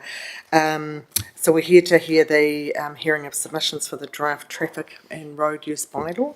So first up, we have welcome Thomas Reid to the table from Federated Farmers. You're very welcome if you want to come up too, Sally. I know you've got your own individual one. I'm also here as a Federated Farmers Rep. Wonderful, thank you. My name is on the submission. Sorry, I'm just looking at the paper. I'll pull the submissions up in 2 seconds. Certainly no offence meant, Sally. I said certainly no offence meant by that. Right. Could you give me 2 seconds? I'll get your submission in front of me.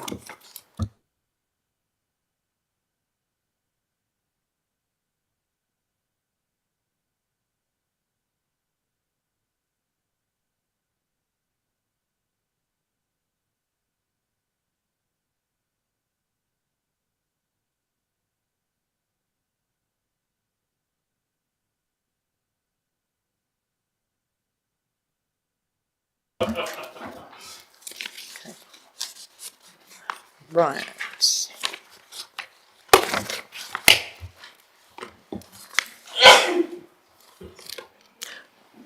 Sorry, when you're ready. If you can just use your microphone so that both everybody can hear you and also online. Thank you, Tracy, and councillors for hearing us on this. I'm just going to take it as read. Just wanted to point out a few things throughout our submission. In the summary down below, I'll just read from that. We're seeking that farmers having a risk-based management plan that identifies and mitigates risks associated with moving stock along or around roadways and prepared to held by a person in charge of that movement. We see this as particularly important as lessees, bank loans, banks and supply contracts are now have more clause performing to meeting all permits and consents on farms, and make so that we can continue our business as normal. We support the plan of this plan being made available to council officers if requested in the event of a nuisance or a safety concern related to the movement of animals along or across roadways, being publicly reported within 24 hours. Our offer to work with council proactively, we're definitely seeking that, as we recognise that as the sustainability of farming here in New Zealand is continuously under pressure, and we point back to possible more expenses being pushed on us to meet those. And we also take a very hard look at the requirement to seek a traffic management plan from professionals. As farmers, we see ourselves as business owners in the community, and we like to see safety performed in our businesses and in our communities. And so as that, we sort of see ourselves as actually responsible people that can actually perform some of these tasks. If not, we can seek professional advice to assert that. But as it states right now, that we have to seek out the professional mandated. So, yeah, and clearly coming through from a lot of our farmers, we do care for our community, but we live on rural roads, and how we use those roads is very important. And so we do seek safety for everyone that uses them, and every animal too. So, yeah, that's all. Would you like to add anything, Sally? No. Excellent. Thank you. Are there any questions of clarification for Thomas or Sally? Okay. No, there's not. Thomas, certainly, and Sally, we both certainly commit to working with Federated Farmers, so I'll assure you of that part. Awesome. I did very much like your comment around the toll and the stock toll.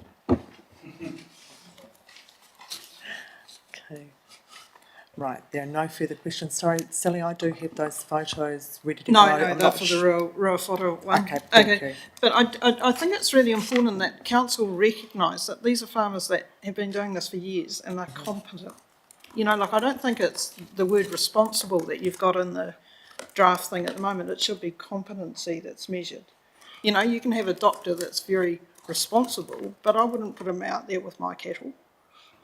And, you know, and I think some of the language that you're using, it's really important to keep it simple, one page, and something we can go to and respect. At the moment, farmers have very limited respect for council with the 3.3A from the public places bylaw being in place, which requires us all to have a traffic management place to put cattle on the road.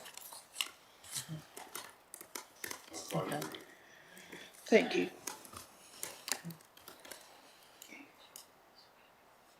Okay. Right, thank you for your submission, Thomas. Sally, did you want to do Ruawhata's now or? Yeah. Do you want to stay? You can stay. I can sit here if you'd like. You might as well stay. Yeah, so those photos, Tracy, Yeah. thank you. Thank you. Firstly, Council, thank you. You've certainly got us all talking. In the gullies and the valleys, yes. Just on, as a matter of interest, how many councillors have recently been down Ruawhata Road? I'm not sure what you got. Yeah. Okay, last year? Last year? That's good. 2, 3? Yeah. So we were an area that was impacted by the cyclone, which probably some of you would have recognised and some wouldn't have. This is the entry to Ruawhata, the photo up on the screen here. And you'll see that there's damage on the road with the seal lifting, which I would contest is worse than any of the stock crossings. So in our 18 years in this valley, I'm not aware of council having done anything to our road to upgrade it. There are culverts that are collapsing with big dips. So people are generally mindful that they need to keep their eyes on the road and be aware of who's up there. Cyclists and walkers, it's a popular place for them. So again, you're driving to the conditions. If we just flick through, I'm not sure what the next photo will be. So the contention would be that with the photo before, if you had a sign that said beware of stock, and this is the general consensus within the district, that should be enough. So that when you come to junctions like this, it's not an issue because you already know that you need to be watching for other things on the road. This is a corner where we go to Ridge Road North, which is a metal road, and it's the only offshoot off Ruawhata Road. But if I bring up another photo, it'll have, hopefully, yeah, a sign there that says school bus route. Now, again, within the 18 years that I've been on this road, I think out of the 18 years, there was 1 year that there was a school bus on that road. But we still have the sign, and it's still there, and that's 10 k's away, or 8 k's away from where the school bus was. So Ruawhata is 6 k's long. So would that be right, Alison? Yeah. So what I'm saying to you is, it's okay for the school bus sign to be one warning as you come into a district. Why not have the same for the stop? What is the purpose of having all these farmers having little signs so that you go down there and you get desensitised to things? In the forestry, they're finding that an unusual shape or an unusual colour is capturing more of the driver's attentions. And that's helping with this health and safety. So rather than having the regular cone and 30k sign or whatever, they're smashing up a piece of plywood, spray painting it with a colour, whatever, and putting 30k's. So what I would really like council to be able to do, and the council officers, is stop and think about who it is that you're trying to capture the attention of. What was the other one on there? There's one other photo. Yeah, okay. So this is an example of Chris and I taking the cattle down the road the other day. Now, I have a traffic management in place in my health and safety folder. And for my supply company, I get a bonus for having that in place. So I've already got all the paperwork.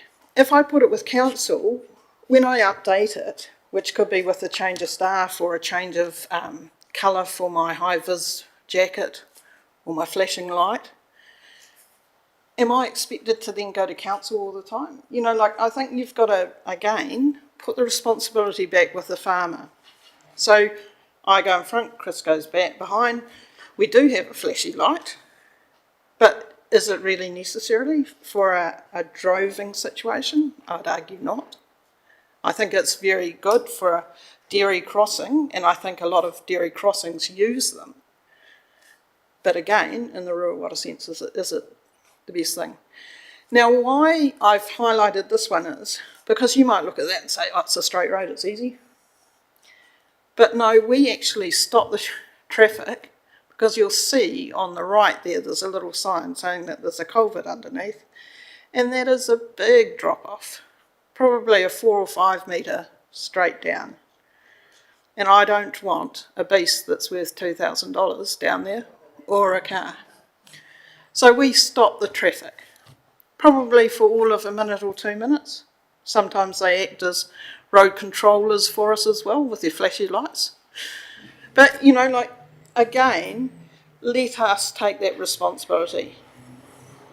Don't try and make one rule for everyone. Yeah. Are there any questions about any of those 4 photos? One question, Councillor Franklin. Thank you, Worship. It's actually not a question. Thanks, Sally. I'll support you absolutely on the bus sign. I was actually the person who was responsible for getting that put in when the McCalls sold their farm to a family with small young children. The children went to Balance Primary School, and Balance Primary School decided they had their own bus, and they had a bus, and that bus was coming up the road and there was no warning at all. So I arranged for that sign to go in. However, that bus only survived probably 12 months and it was taken out of service. So the sign's never been taken away, and I did notify that the bus was no longer a bus route. But that sign's also 4 k's from where that school bus was turning. It never came down our road, Alison. It never came down to our end. No, it wouldn't come to you. It only went as far as the Buzz's place to pick up the kids. I know, but that's what I mean. That you've got the sign down at our end. Oh, I didn't realise there was one at that end. Yeah, that's where the sign is. Oh, because there's one at the... No, that's at Ridge Road. Oh, okay. Yeah. Right. Thanks, Councillor Franklin. Councillor Gilmore. Thanks very much, Your Worship. Thank you very much, Sally, for your submission, and Thomas for your one beforehand. Mayor Tracy, with your permission, I might get that because she's talking. I would like to ask a question of officers, with your permission.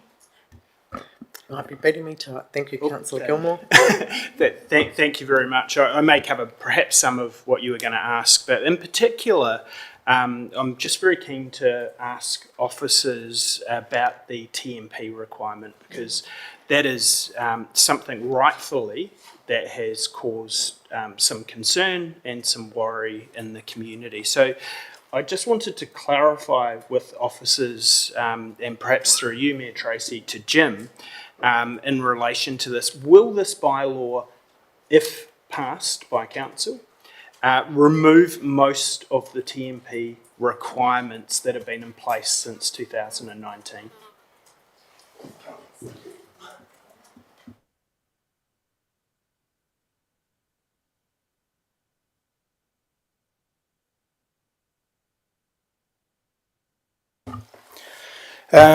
Through you, Your Worship. Thank you for coming in today. Good to see you again, Thomas and Sally. I'll firstly point out, we love farmers. We have your back. You honestly can relax. We're going to work with you to develop a new livestock bylaw. The reason this bylaw is being reviewed right now is 2 reasons. One, it's expiring and it's no longer going to exist, and we'll have no controls if we don't renew the bylaw. Second point is that on the 1st of November last year, the law changed. The NZTA removed the obligations for the traffic management plans to be placed from the NZTA onto people having to get TMPs created by professional qualified people. So what they've effectively done is transferred the risk to the Road Controlling Authority and to the people actually conducting the risk. Under the Health and Safety at Work Act 2015, people are responsible now for not only their workers but people who could be affected by work in their workplace, which also means people who use the roadway.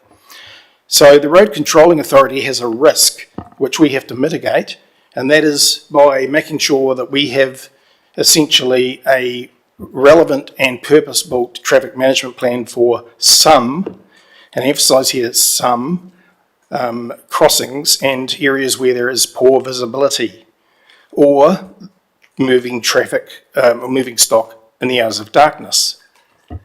So when there's an elevated risk to traffic, it makes sense to make sure that we tick our boxes, because God forbid that someone hits some cows and gets killed or whatever, there will be an investigation, and we would like to see the farmers have all their exercises ticked off so that they can't be criticised, and neither could the Road Controlling Authority. So what we're saying, and we understand, we know that there's a clause in the current public places bylaw that says that there must be a traffic management plan in place. We recognise that that is an issue. We already know that, and we stipulated that when that was developed through our lawyer.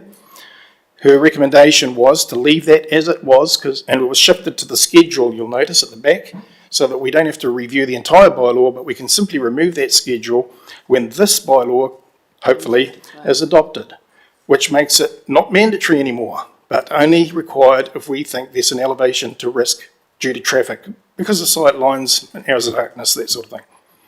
When we develop a proper purposeful livestock bylaw, which you guys will be part of developing, as we met and discussed, we will remove all parts of the stock control bylaw or the stock control schedule out of this traffic flow bylaw, because we recognise that at the moment it's scattered across a whole lot of different bylaws which contradict each other. We want to make it easy for farmers so that they can just say, right, what do I need to do? Look it up, see what it's going to cost if they need help. Now, as far as costs go, we have met with the Alliance. We won't develop a traffic management plan for you, but we can help assist if a farmer has difficulty completing one. When the laws changed on the 1st of November, it changed from the Code of Practice for Temporary Traffic Management, COPTTM. It has now changed to the Guide. That guide means that a lot of the restrictions have been relaxed, so you no longer need a person to develop a TMP for you, and we can help develop a TMP if it is required. If there is a farm, and I know that you two have already developed essentially a traffic management plan for various reasons, that very well could be quite suitable for us. You could simply drop it off and we'll make a list. We are not saying you have to do that every year. We're just saying we want to keep a record of where all the stock crossings occur. The examples that you've shown in the photographs, I would say that's very more limited risk to what we're actually trying to target, and that's the regular stock crossings for dairy stock in certain places after the hours of darkness. We do have issues. I've got a pile of CRMs on my desk about that thick. So I hope that clarifies. We will be in touch when we develop that bylaw. It's scheduled now for next year due to elections. So clarifies my question. Thanks, Jim. Can I see clarity as well? Jim, why was it not removed 6 months ago? Because the issue that you have is it might be okay from your point of view, but from a farmer's point of view, you've put me outside my bank conditions, you've put me outside my supply equipment, agreements. I had to renegotiate my lease in October last year and had to make them aware that I wasn't prepared to carry on with that lease if those initial requirements were required. because it made it well, it's still unprofitable, but it made it, but the Murray lease, the Te Tumu Pyro, so it certainly appreciated that it wasn't justified on 7 hectares paying another up to $2,000. Yeah, well, just to address that, it wasn't me actually, we didn't change anything in that bylaw that's actually been in place for the last 7 years. But that's my question, why was it not changed? When, the last time? Because we haven't got anything to... We went through sorry, I realise we're getting into discussion, but we went through that process in good faith, and you've put something that was contradictory to what we're talking about now back in place. Well, that's because we've had nothing to cover it in the meantime. We have to have some controls. And we did say, right at the development of that bylaw, we had our lawyer here at the council meeting, which she clearly said, they're temporarily there, they're already in existence for the last 7 years, and they will be removed as each bylaw comes into play. So it's nothing to worry about. We know that the other bylaw was not working because we have no list of where the current stock and dairy crossings are. We've got an idea, but we don't have a list of all of them, and that will change with the adoption of the bylaw. We will monitor them because some roads are being damaged by the excrement of cows, failure to put down mats, wash down, that sort of thing. I'm not saying all farmers are like that. I know that 90% are great shining examples. It's the 10% that aren't, and you know some of them. We are going to get to clean up their act. Thanks, Jim. Councillor Wards. Thank you, Your Worship. I think you've just about answered the question. So, based on what you're saying, Jim, we as council will be responsible for identifying, basically having an idea of where all of the stock crossings are and using that. So we would have to actually do a stock take of all of the, and we're going to do that based on your CRMs, or are we going to send up a drone? And I guess I'm trying to understand how much work council has to do in order to make this a viable. Yes, through your worship. There will be a bit of work. We do know already of a lot of stock crossing locations. We are particularly aware of ones that are continually breaching or leaving excrement all over the ground and not cleaning it up, and it's costing us to repair it. At the moment, we play a catch-up game where we bill the person for the repairs to the roadway, when in actual fact they shouldn't be doing that in the first place. Right. So it's a matter of compliance and monitoring, which we will bring about with the tightening up of the bylaw and essentially, making sure that it's adhered to.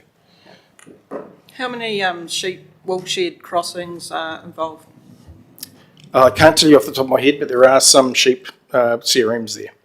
So you're saying for another year we go without, we have to get a traffic management plan in place? No, that's not what I'm saying. Well, for us we do, because we have to comply with our bank conditions.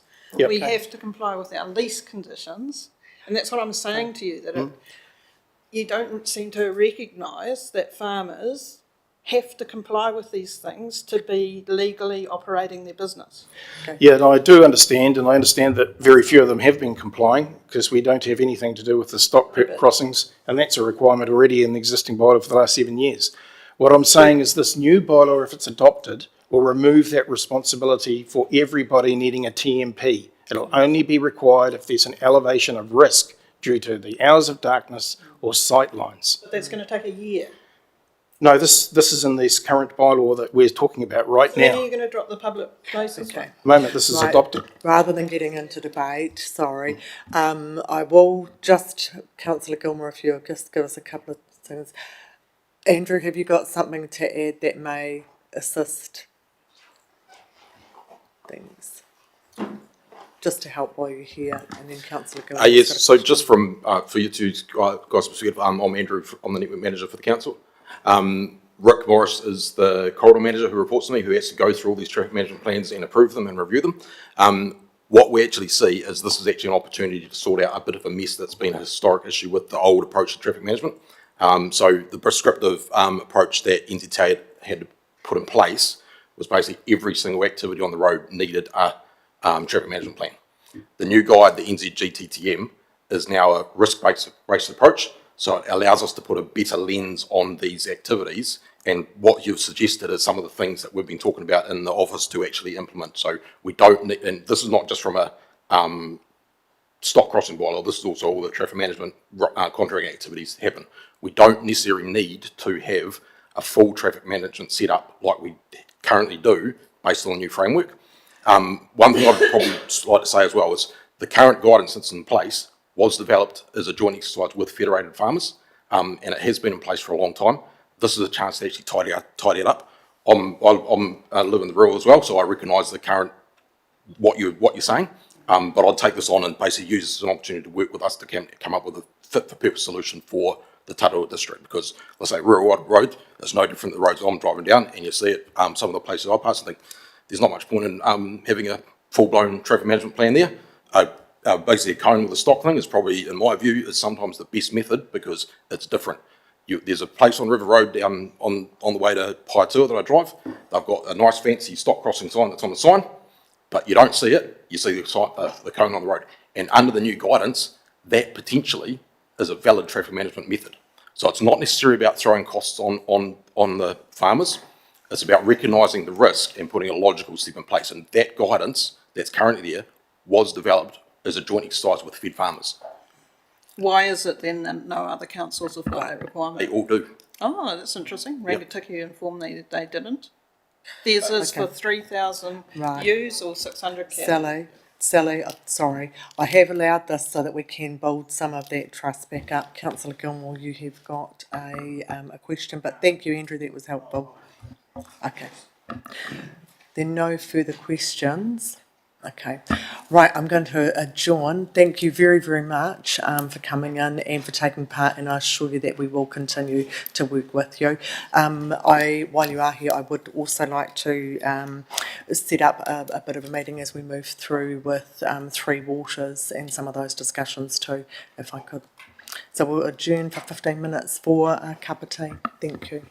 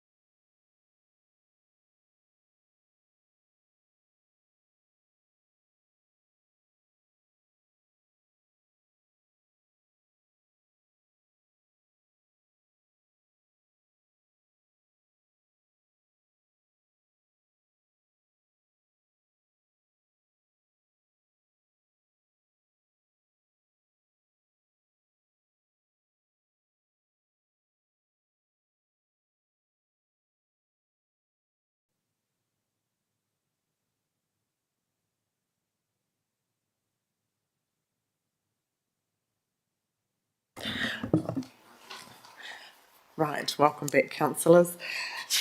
Now, item 10.2, for the hearings, we've got a paper in front of us. Of that, we're being asked to provide any direction back to officers, but could I just ask if the regulatory manager could come forward for this, and we'll just have a couple of clarifications on...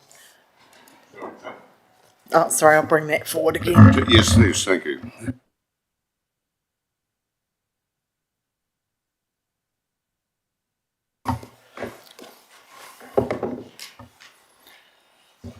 Thanks, Jim. One of the questions that I just wanted to clarify, and probably for those that are watching the meeting online, because I had that one, was around the request for the 3.A to be removed from the public places bylaw. Can you just clarify that again for councillors, please? Yes, through your worship. In the public places bylaw that was adopted earlier, or last year, there is a clause in Schedule 3, which is 3A, which requires a traffic management plan to be in place for every traffic movement. That was left in there but shifted to the schedule so that we can remove that as the traffic flow bylaw, which we're considering at the moment, is adopted, or hopefully it's adopted. If it is, we will be removing that clause in the public places bylaw. We're going through this process as we eventually get to next year where we can develop a livestock control bylaw to keep all requirements for the movement of stock, the grazing of stock, stock crossings, underpasses, everything to do with stock in one place where it's easy for people to find and understand and get all the requirements they need and information.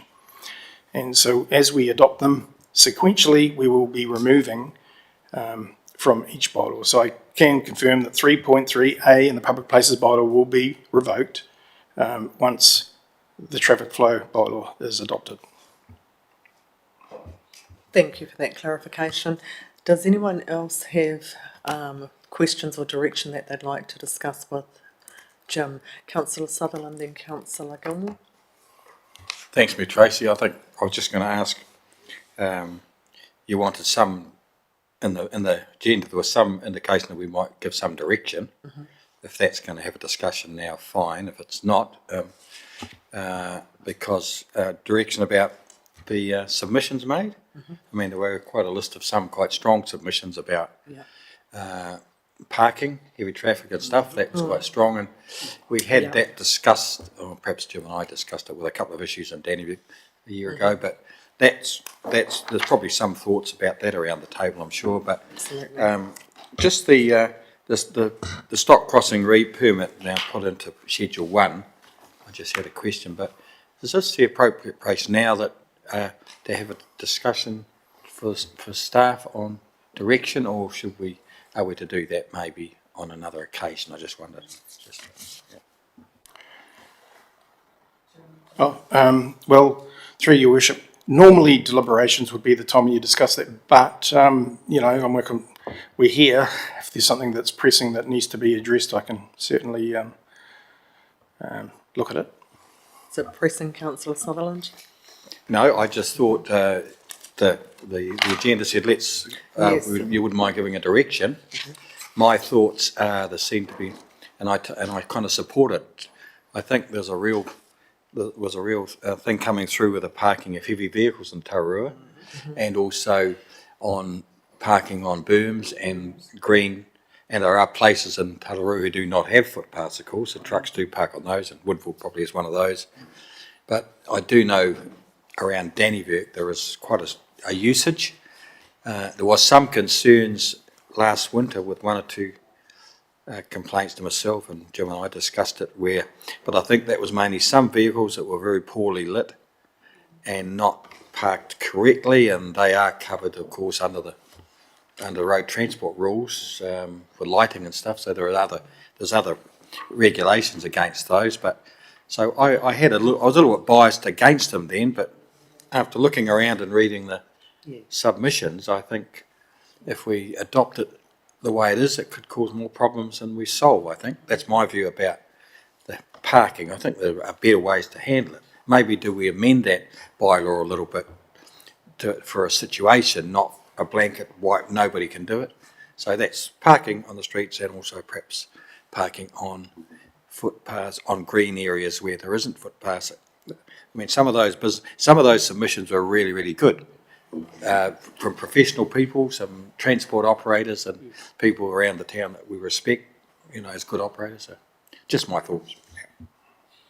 Thanks, Councillor Sutherland. We will have deliberations on this. This is just setting the direction for that paper for the staff to prepare. Councillor Gilmore.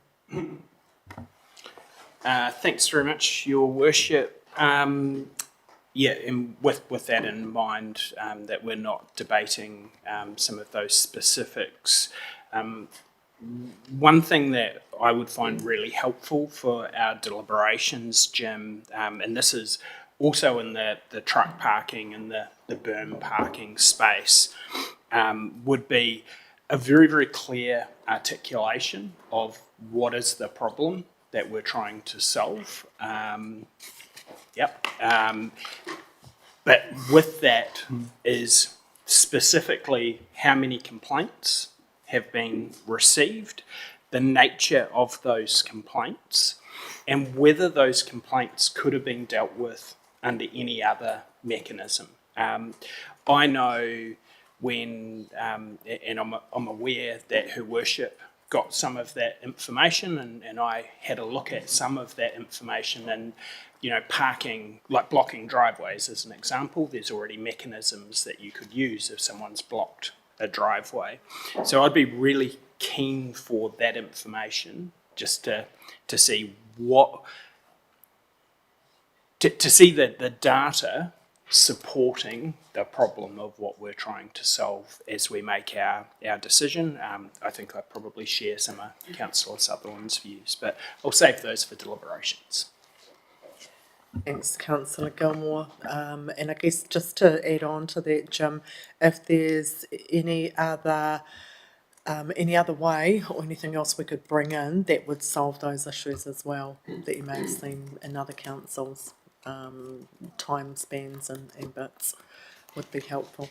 And I'm just thinking of some of the complaints and bits that I've seen. Oh, sorry. Just ask for some information around if there was anything else that could solve some of those problems, or anything else that other councils used, just in relation to some of the complaints you get sometimes around motorhomes, being parked out on streets, for 11 months or something like that. That was all. Councillor Wallace, did you have a question? Yes, I do, Tracy. I just want a clarification. So we're only adopting. No, we're not adopting. We're looking at of the hearings of what we've had this year, right? Because as Councillor Sutherland said, there's a lot of good stuff in there. So what is the date when we do this? Well, the process is to come back for deliberations, which is really normally when you'd have this discussion. The council would make, after hearing officers' responses to the submissions, would then might have a bit greater understanding of what the issues are, and if they did have reasons they wanted to change the bylaw, they could make recommendations. We would then go back and tattoo those into the slate and come back and have them adopted in the bylaw. But what I would say is that this is a bunch of CRMs all to do with heavy motor vehicle parking complaints in the district, which you wouldn't necessarily see. But we do, and we have no mechanism to actually enforce it. Most councils do have those. We looked at every council we could think of to develop that draft. The other thing too, which is particular to, this day and age now, is yes, there are rules already under the Road User Rule 2004, which addresses things like parking on the footpath, parking within a metre of a vehicle entrance, and that's all well and dandy when you've got a police force that will enforce that. Good luck trying to get that attended to in Dannevirke. You won't find the police, even in Tararua, the police refuse to actually enforce parking complaints. In fact, when I was the regulatory manager at Tararua City Council, I rang up the police comms desk and spoke to them and said, look, this is after hours, a person couldn't get out of their driveway, and I was told they don't enforce that. And I said, well, you do. And I gave them the precedent number because I knew it off the top of my head. And they looked it up and said, oh, you're right. I said, no kidding. I did it for 30 years. So, but nowadays, the focus has shifted from that. They've got bigger fish to fry. So the enforcement of traffic regulations is really falling on the council. We have no parking bylaw. We have no way of enforcing time-limited signage. We've got no way of having the jurisdiction to go and tow a vehicle off a driveway, which we are quite entitled to do, but we need to develop a bylaw first. So the parking issues are a separate thing which need to be administered through a parking bylaw, and all braking yellow lines, bus stops, all that sort of stuff need to be maintained in a schedule at the back, which is updated normally quarterly at a council. But the rules around heavy traffic parking, motorhomes, caravans, that sort of thing, they're all normally covered in a bylaw. So at the moment we have very little tools to address heavy motor vehicle parking, complaints regarding stock trucks and parked in the residential area, logging trucks starting at 3 in the morning, wrapping their chains and charging their air brakes for 30 minutes before they drive off, all that sort of stuff. We can't do a thing about it unless we have a bylaw. Thank you, Councillor Gilmore, then Councillor Johns. Thanks very much, Your Worship. I'll just make that quick because it was very helpful intervention from Jim. Seeing that WOD, I think that's where it does become very important for us to have an understanding of the dates, but really try and dig into, are there any other ways we can deal with it? If not, articulate that. What are the actual problems? Because I would agree, Councillor Sutherland, Councillor Wallace did mention some of the high quality of submissions that we received and perhaps some of the unintended consequences that might flow through, which is what I'm particularly concerned about. So that information will be very helpful for my decision making. Yes. Through you, Worship, just in response to that, I did read the submissions myself, and there are a couple there, such as a furniture truck in Ferguson Street, I think, and Woodville. I know that address, I know that it's very close to the rural area. So there will be the odd one where the parking of it, and it's not causing damage to the grass plot. It's therefore, it's just because it's inside the urban area by 100 metres, may not really apply, and we may give an exemption to those sort of things. Where if we don't have some rules in place, we can't target the ones that are genuine issues in the residential area, which we have issues with. And just while I'm at it, this is the bunch of CRMs regarding roaming stock and complaints of stock crossings in the district. Just last 2 years. Thanks, Jim. That was helpful. Councillor Johns. Thanks, Mayor Tracy. Yes, I'd just like to concur with Councillor Gilmore's comment about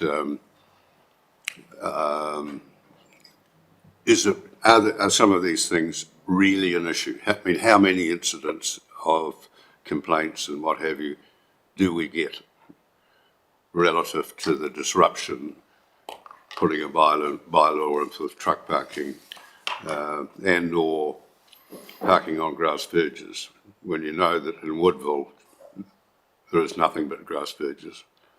So where do you park? If you park on the road, you block the road because the road's only as narrow as this, from that desk to that desk.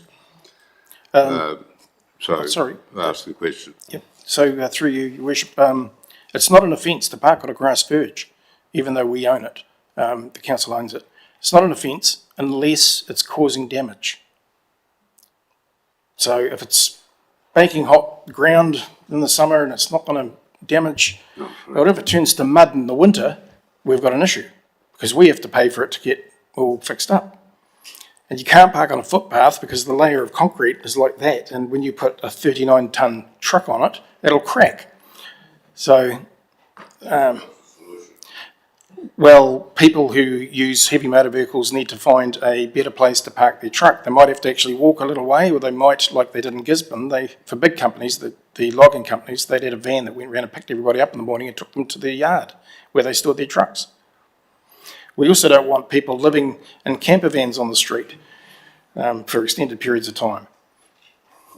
Like it's not a freedom camping area. So it's a range of things that we address, because without it, we've got no tools.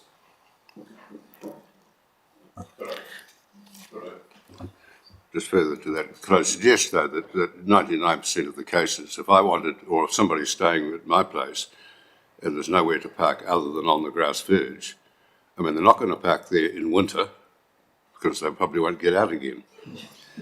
But certainly in summer, they'll park there. But if you bring in a bylaw saying don't park, Yeah. then they're at risk of having their car towed, presumably. No, we wouldn't ticket. We wouldn't tow it. There could be a danger of it being infringed. But as I say, we can't overrule what the law says. The road user rule states that it's not an offence to park on the grass verge. So we can't make a bylaw that says, oh yes it is. It's like us saying, well, from now on you only have to give way at a red light, because the law says you have to stop at a red light. So we can't go over the top of what the law says. So it's not an offence unless it's causing damage. And then we would speak to the people first and say, hey, look, you look at this frontage. Can you stop parking there, please, or we're going to have to give you a ticket. Fair enough. Thank you. And look, Jim has said he will bring that information back, which will help during deliberations. Councillor Gilmore. Yeah, thanks very much, Mayor Tracy, and I certainly won't try and get into the deliberation side of things. I did just want to double check though, Jim, where you're talking about we can't overrule legislation, which totally understand. My understanding though, just for a bit of clarity, is that actually is part of the purpose of a bylaw. It's not to reduce something that's being passed by Parliament, but it does give us the ability to add in extra requirements. So if there's no offence to park on a grass verge or a berm, we would have the ability, because it's within our district, within our ownership, to add extra requirements. That's what a bylaw is there for, because it's not captured by statute. So I just wanted to double check that, because... Well, we can't. It's called ultra vires, so we cannot over-regulate what's already in place by a statute of law from government. So it goes Act, then under that there's regulations, and then under that is bylaws. So they go in that pecking order. What we have a bylaw for is to address issues in your own authority area, and you have to prove that they are an issue, or the bylaw could be challenged, as we just saw in Queenstown regarding freedom camping. Thank you. Councillor Sutherland. Just one quick question, Mayor Tracy, to Jim. Jim, I'm sure this road use, this parking bylaw was in the 2018 rules, wasn't it? I think we've put it into a schedule now. It was in the old bylaw, wasn't it? I'm pretty positive. We haven't got, and to my knowledge, we've never had a dedicated parking bylaw. I'm certain road heavy, I won't debate it now, it's not appropriate, but I'm pretty sure there was a heavy track parking section in the old bylaw. Oh, the heavy traffic part, yes. Which we're discussing here to some extent. So if that's the case, we really have ignored it or haven't enforced it for at least for 6 to 10 years. So we're now getting focused, I'll just leave that as it is. I'm sure it's been there, but I could be wrong, but anyway. That's why we're addressing it, because we get complaints and we don't do anything about it, or we can't. So.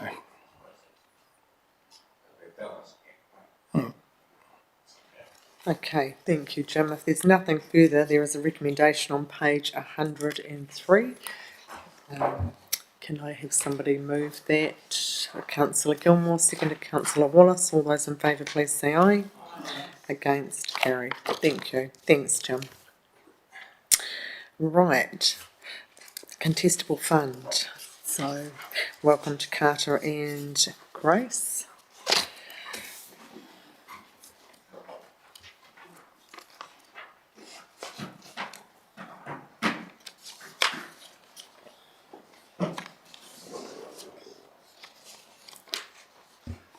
Your Worship, thank you.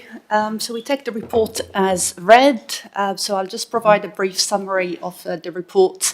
It outlines the process we went through to assess the applications. We received 44 applications, and also the criteria that we have used to score each application. And what you have before you is a recommendation based on our assessment of the allocated amount and the successful applicants. And so all the recommendations are up for discussion, obviously, and so we are here to pretty much get your decisions on these allocations. Thank you. Okay. Thanks, Carter. If I could just clarify, I think I was in the room for those discussions for about 15 only of that, just to give some local view. So I think in there it does say that I took part. So I just thought I'd clarify that. That was really for local content and discussing. So I'm happy to just chair here. Right, councillors, if I go through, if you're comfortable, do you want me to go through and just discuss each one, or is there anybody who's got questions on some of the recommendations, which is easier? Councillor Woods. I'm curious to understand the wider context, not the line by line stuff. And I appreciate, Carter, you sent an email out to all of the councillors requesting their input and their views. I kind of calculated what time was going to be required and queried that approach. So I'm interested to understand the group, be it sometimes Mayor Tracy and definitely obviously you and Grace. I'm curious to understand the matrix was very detailed. However, I'm curious to understand when it came to trying to be fair to 44 submitters with a total of 700,000 being asked for and we only had 50. Were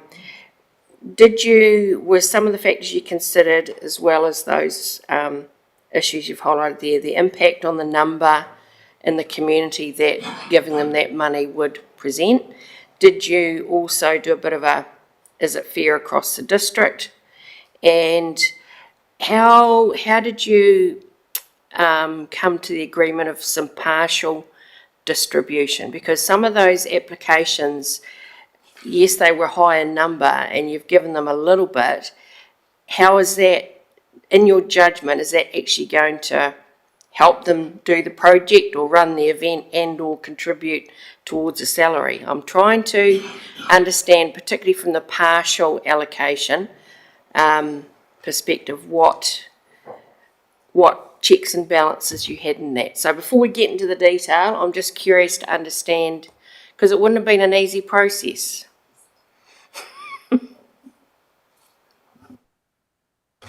Thank you for the question. So we went through each of the scoring criteria and discussed the application and how it applied.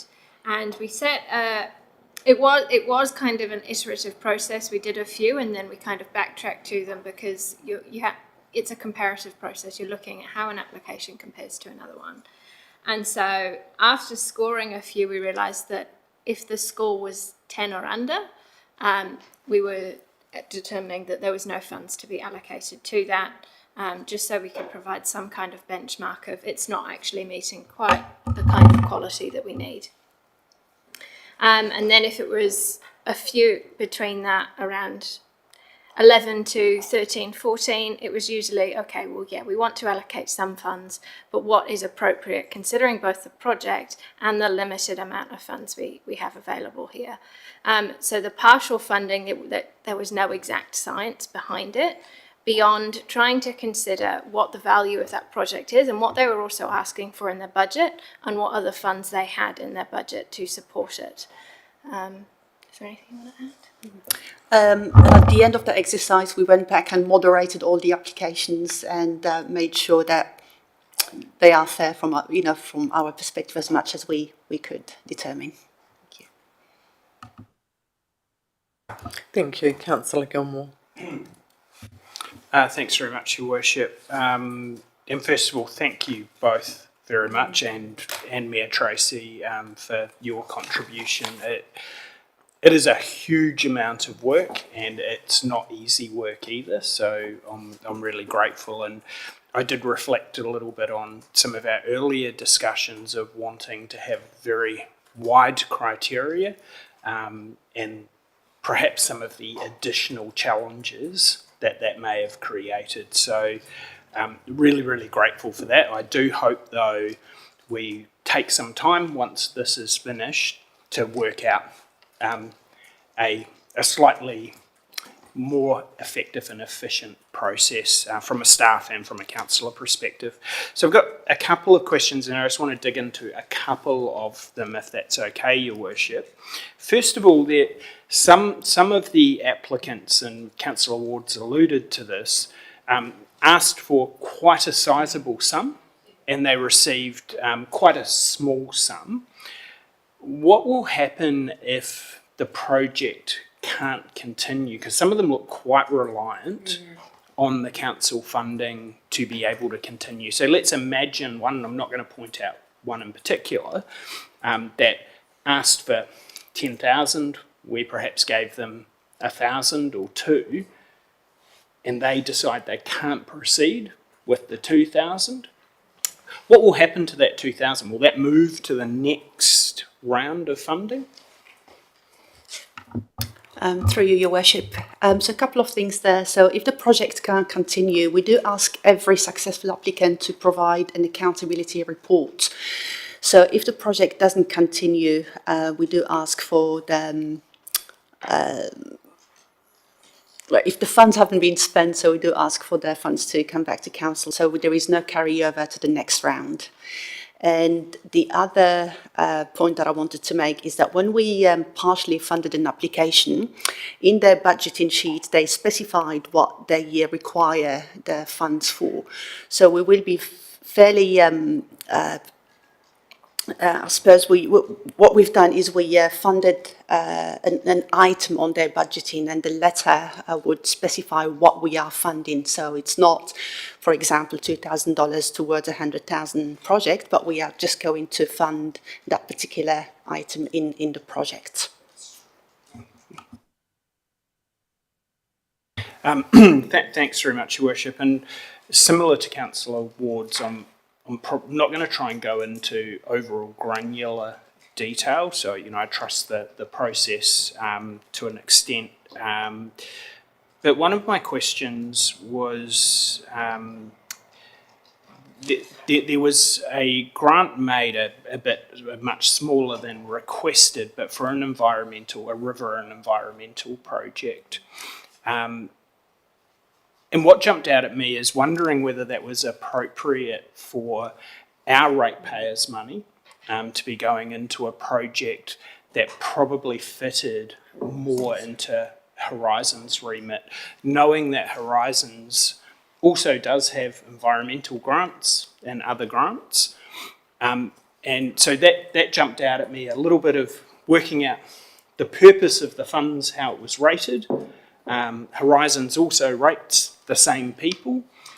Should that grant perhaps be going for them? There was only one grant that jumped out at me for 2,000, but I wondered whether that was appropriate. And then my second overall comment was on schools, and I noticed one school was allocated, a couple of schools were allocated some money, but in the actual criteria, so I'm just going back to the very limited criteria that we agreed, it did talk about not funding Crown entities. And so as much as I want to support our schools, I just wondered about the appropriateness of that, as well as should they be getting their funding from central government rather than from ratepayers.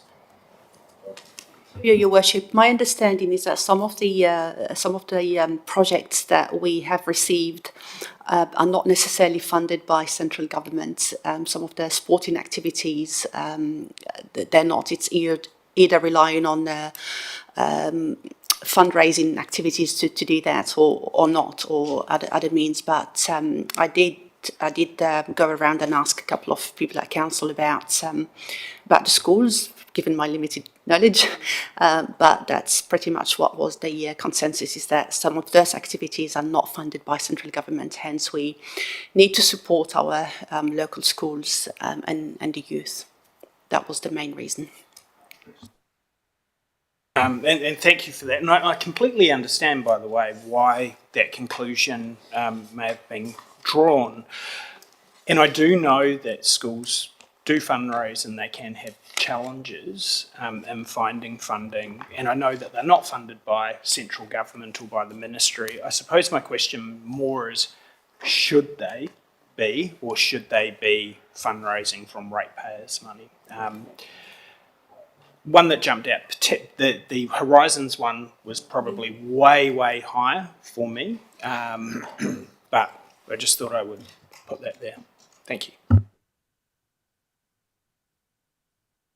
Through your worship, I think that those are valid questions, but certainly where we tighten up the criteria, and maybe just one of the questions would, is there a better provider to provide this funding, or a different fund that is available? So that could be part of the criteria, as well as the question around Crown entities, to say, are they Crown entities, and should they be going through another process? So there's some good learnings from this process around that sort of stuff that we can certainly look into the probably not the next one, but into the next year's funding rounds. Councillor Gilmore. Thanks, Your Worship, and sorry, I'm not trying to just jump straight in. I appreciate the Chief Executive's comments, and I don't disagree with them. However, what we're being asked to do now as a council is to approve what is in front of us.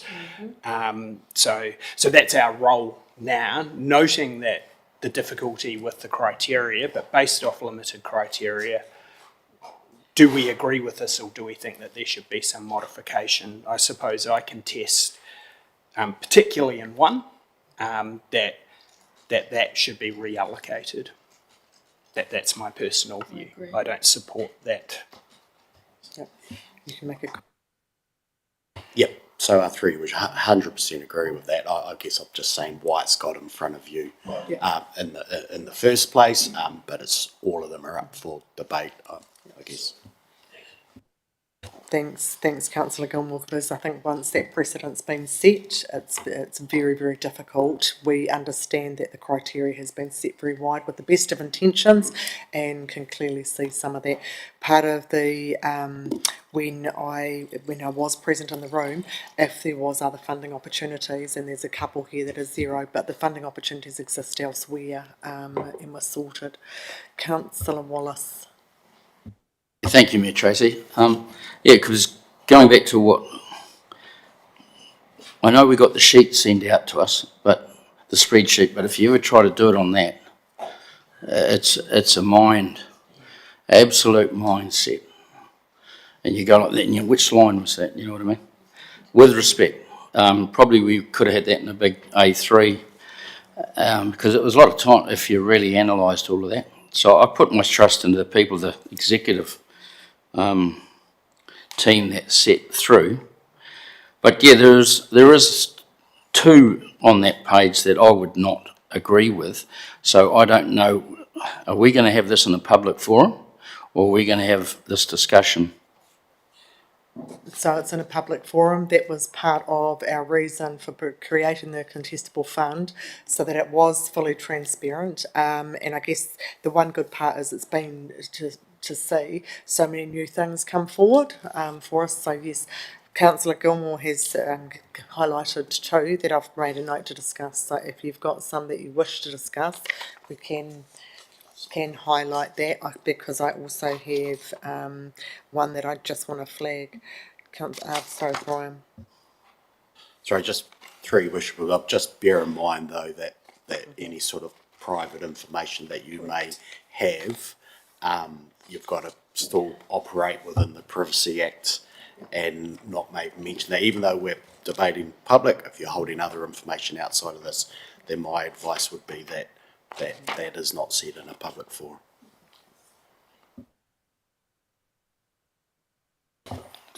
Yes, that's the problem. Okay, thank you, Councillor Wallace. I'll touch base with you. Councillor Johns. Thank you, Mayor Tracy. As I mentioned at the time we discussed the change to this contestable fund, I was opposed to it. You recall my reasoning was that each of the town committees or boards who are closer to the action insofar as the people in their area are concerned were better placed to make the decision as to who gets what, and that we should have, as we've done over many years, split that money between the various towns. And I still hold that view. I think we've ended up with a fairly bureaucratic system, and I appreciate the work that you put into it. There's a lot of work involved and so on. But I would like to think that at the end of this year, a review of the system be carried out with the thought of reversion to the old way. Thanks, Councillor Johns. There certainly will be a review of the criteria and that discussion can happen. Councillor Gilmore. Thanks, Your Worship. I suppose if we are going to dig into the detail, I've got three particular ones, particularly if we did decide to make a change to the one that I mentioned, could be a Horizons one. I know that hasn't been decided yet. The first one I just wanted to quickly raise was Pahiatua shares. Sorry? Look, it has. The reason why I wanted to raise that, I did a tiny bit of research. I remember sitting in last year where Pahiatua shares approached Explore Pahiatua, and Councillor Franklin can correct me if I'm wrong, but I double-checked the minutes, and there has been a precedent where they've received 1,000, and that's without inflation. We know what inflation's done to us. So I would respectfully ask for a little bit of consideration for Pahiatua shares. The other one, the next one, sorry, I just did want to mention, making sure we're spreading that across the district. I was surprised that the Tararua Aquatic Community Trust didn't receive any funding, so I certainly, didn't receive any, so I would certainly be supportive of some funding to there, and also the Pahiatua in Districts Museum Society. If money's being moved around from sort of a heritage perspective, I certainly would advocate for some funding to go there as well. So they're my three. Okay, thank you, Councillor Gilmore. Sorry, I had a thought there before you with the school, just in regards to the precedent that that's set as well. Councillors, is there anything else that you wish, and I didn't want to get into, too much debate on these, but is there anything else that's burning for anybody? For me, I just wanted to have a little bit of a discussion around Pukaha National Wildlife Centre. We made an annual grant to them previously, and we had that conversation with them and told them that we'd be removing that grant and they could apply to a contestable fund. So I looked at the 1,200 and I just sort of thought, have we hit that right? Because I know that I had a conversation with Masterton District Council. They commit $20,000 over the first 3 years each year in their long-term plan. I'm not suggesting that, but I just thought that that is our number one tourism and that we leverage off. So just felt that maybe that if there was any other discussion, that might be a consideration. There were two that were on there that when I had the conversation, the Pahiatua Golf Club, the application there can be covered by another organisation which we'll feed into, and also the Northwood Pioneer Museum. There was a collaboration opportunity between museums on scanners, so that was the input that I gave there. So it's not a no, it's just a great collaboration. Carter. Through you, Matt, Your Worship, the pukaha was $12,000, not 1,200. There's just a missing zero there. Apologies. So it's $12,000 for pukaha. Sorry about that. Yeah. Yes, 12,000. 12,000. $12,000 out of the 15 that was. Yeah, sorry. Apologies. Thank you. I did. 12,000. Just Okay. Yeah, just missing a zero. Yeah. Right. Apologies. Councillor Long.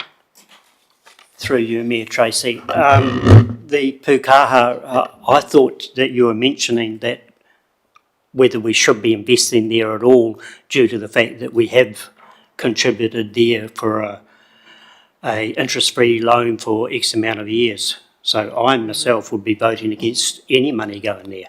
Okay. And I was unaware it was 12,000. Well, that's the recommendation that's here. That's right. And yes, they did receive that, but actually this year they do pay interest and there's nothing. So, okay. I think that there is a conversation to be held.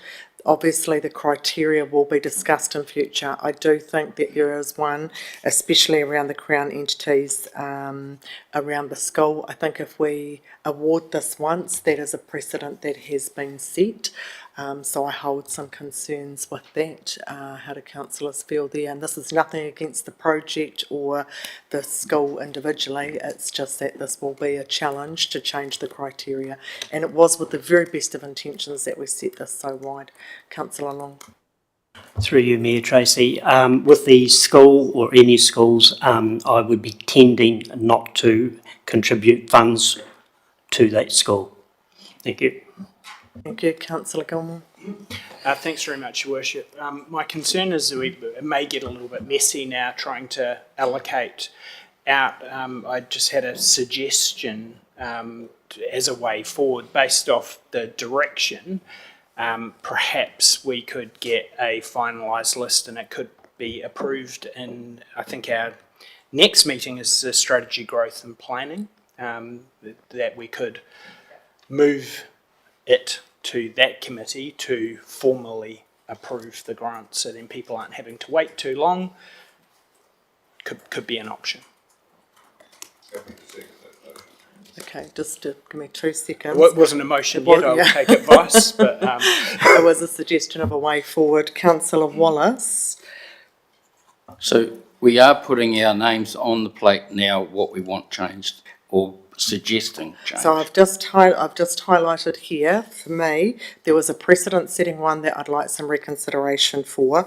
I agree, and the Puketoi to Pacific catchment, with the others, given the precedent that I have already inputted where there was another avenue and perhaps a better avenue for that funding, I've suggested that there. So if that Puketoi one matches into some Horizons Regional Council funding, then that same precedent should sit there for that. So there was already 2 applications with the Pioneer Museum and the Pahiatua Golf Club that were better suited to others, and I think that's part of our role, is making sure that we're utilising all of the external funding that we possibly can. So that was the 2 that I particularly wanted to say, actually, you know, given that those are the 2 that I'd ask for some reconsideration there. And then you've clarified the pukaha one. That was all that I had on my list. So Councillor Wallace, your comment was? Yeah, my comment is I agree with the pukaha, and the Remembrance Army one. I would probably be looking at the scale on that because of other commitments in the area. So there's 3 on here that's got 100% funding. If you scale everything, and then the other thing that multi-sports, bush multi-sports, and then you look at Dannywick Sports Club, you see what I'm saying?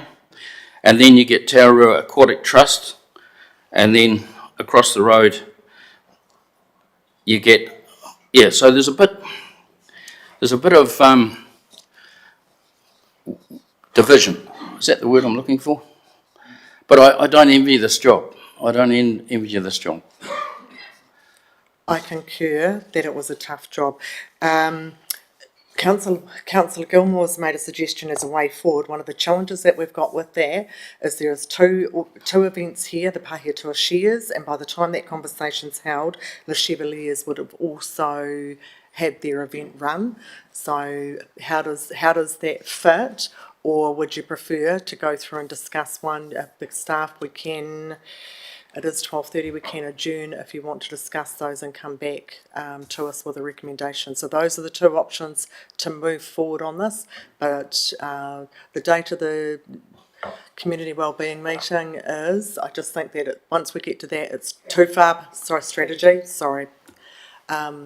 Councillor Wards, I just think I'm a little nervy on the Pahiatua Shares having been finished, given it was this weekend. Pardon? Correct. Correct, but they have a funding application sitting here now for that. And Le Chevalier's, that event happens on Saturday. So again, there is a couple waiting in the wings. So those are the two options for moving it forward. We can adjourn for lunch and give the staff some time to have a look at those couple that we have signalled. But those two precedent ones, yeah, okay, thank you. Okay, we'll do that. We'll adjourn for lunch. Sorry, Councillor Woods. Sorry, I don't want to stymie but there is a recommendation there also in 3.2 around provisionally allocating 10,000 out of the next lot. What was the thinking around that? For Te Ahu o Rangatane? I mean, we're already promising something that we haven't even... No. Yeah. Through you, Your Worship. So that's we had a long discussion about that, and that's for the Te Apiti Discovery Centre. And while the project is not, there is no project at the moment, but that's an acknowledgement that it's going to be a great project, and that there's a condition that the project would have started before we can allocate the next lot. Yes, there's a condition there. It's really just a way to acknowledge and support, because it sounds like a really good project, but it's not something we can commit to now because we don't really have any. The project hasn't started yet. So provided it does start the next round, and they are committed to and will be accountable for, to show that the project is progressing, then we agreed to set aside that sum to support them. Thanks, Cara, and I guess in saying that, councillors could also be confident if that didn't progress, that would change also. Yep. Okay. Comfortable with that, Councillor Wards? I'm just mindful that if we adopt this whole paper, then there's a recommendation that's already committing us to something for the next round, which will mean there's only 40,000 available rather than 50. Just wanted clarity on that. Look at that. Okay, thank you, councillors. We'll adjourn for lunch, and if that's okay, you could take a brief lunch and have a quick look at that. Thank you.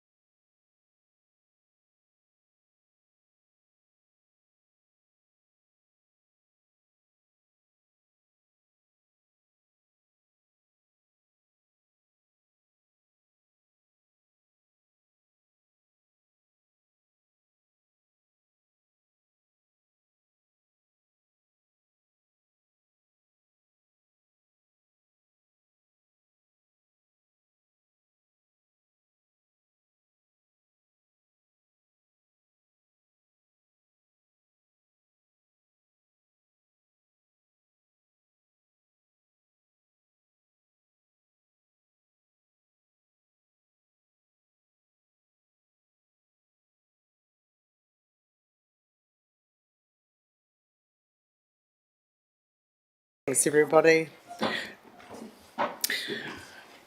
Welcome back. Okay, Carter, how did you get on?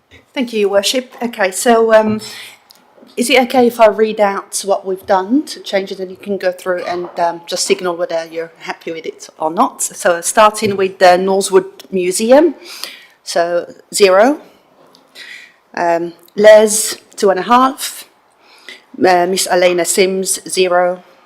New Zealand Remembrance Army, 3,000. Puketoi, 0. Puketoi, 0. So that's changed from 2,000 to 0. You happy with that? Okay. Pahiatua shares up to 1,000, so from 700 to 1,000. Te Tahua, so we are still, we've got the 10,000 provisionally allocated for next round, so we haven't changed that. 10,000 for the next round. But is that guarantee? Is that a certainty that they would get it, or is that something that we're going to consider? Through Your Worship, that's a condition that is conditional upon the projects being started and ongoing and going ahead. So if the project hasn't started by the next round, there will be no allocation of funds. Councillor Johns. Thanks, Mayor Tracy. They'll know by the next round whether it's proceeding or not. Well, our understanding, yeah. Thanks for that clarification. Thank you, Your Worship. Bush Multi, 10,000. Mr. Aidan Lyons, 0. Dunnyverkhurst Lions Club, 336. Pahiatua Golf Club, 0. Sports Manawatu, 0. Ruahine Ramblers, 0. Miss Susan Walsh, 0. A.L. Clark, 0. Woodville Association Football Club, changing from 2,000 to 2.5. Okay. Ruahine School, 0. So that's changed from 2.5 to 0. So that's based on your comments that we are not going to fund schools. Okay.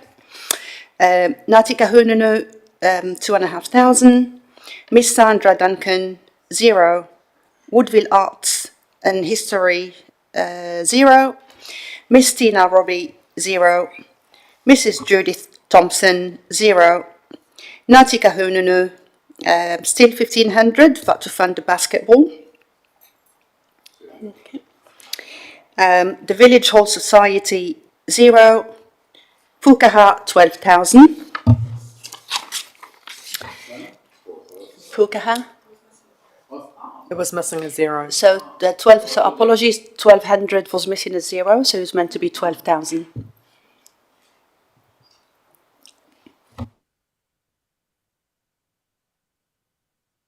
No, it remained in. It was missing a 0. I know. Yep. So Through Your Worship, I thought we talked about the 0. I got the 0, but then we talked that it was out. No, only Councillor Long voiced that, but we will have a vote on it. You'll have an opportunity to vote. Yeah. Can I just check, was anyone else feeling that that was out? Apart from Councillor LeBlanc, have I interpreted that correctly? Yep. Councillor Wallace? Yeah. Yes, but we're not voting yet, but yeah, I've taken that correctly. Thank you, Your Worship. Mr. Matt, 0. Woodville Art and History, 1,500. Woodville Writers Group, 0. Friends of Pahiatua, 556. Blue Light Ventures, 906. Kaitioki Marae, 2,500. Tararua Aquatic Community Trust, so changing from 0 to 1,500 based on your previous comment. 1,500, 1,500. Weber School, 0. House of Science, 1,500. Mrs. Nicola Martin, 0. Tea Tree Point Playgroup, so that's increasing, so from 2,000 to 2,500. Okay. Helping Hand 0, Tararua Reap 2000 for Kapahaka, Mr. Hayden Mishevsky 0, Bahia District Museum Society 0, Mrs. Holly Swanson 0, Dunnywork Sports Club from 0 to 1700, again based on your previous comment. So that's 1700 for Dunnywork Sports Club. And the last one is Eketahuna Golf Club, remaining 0. So the total is 49,998 and 70 cents.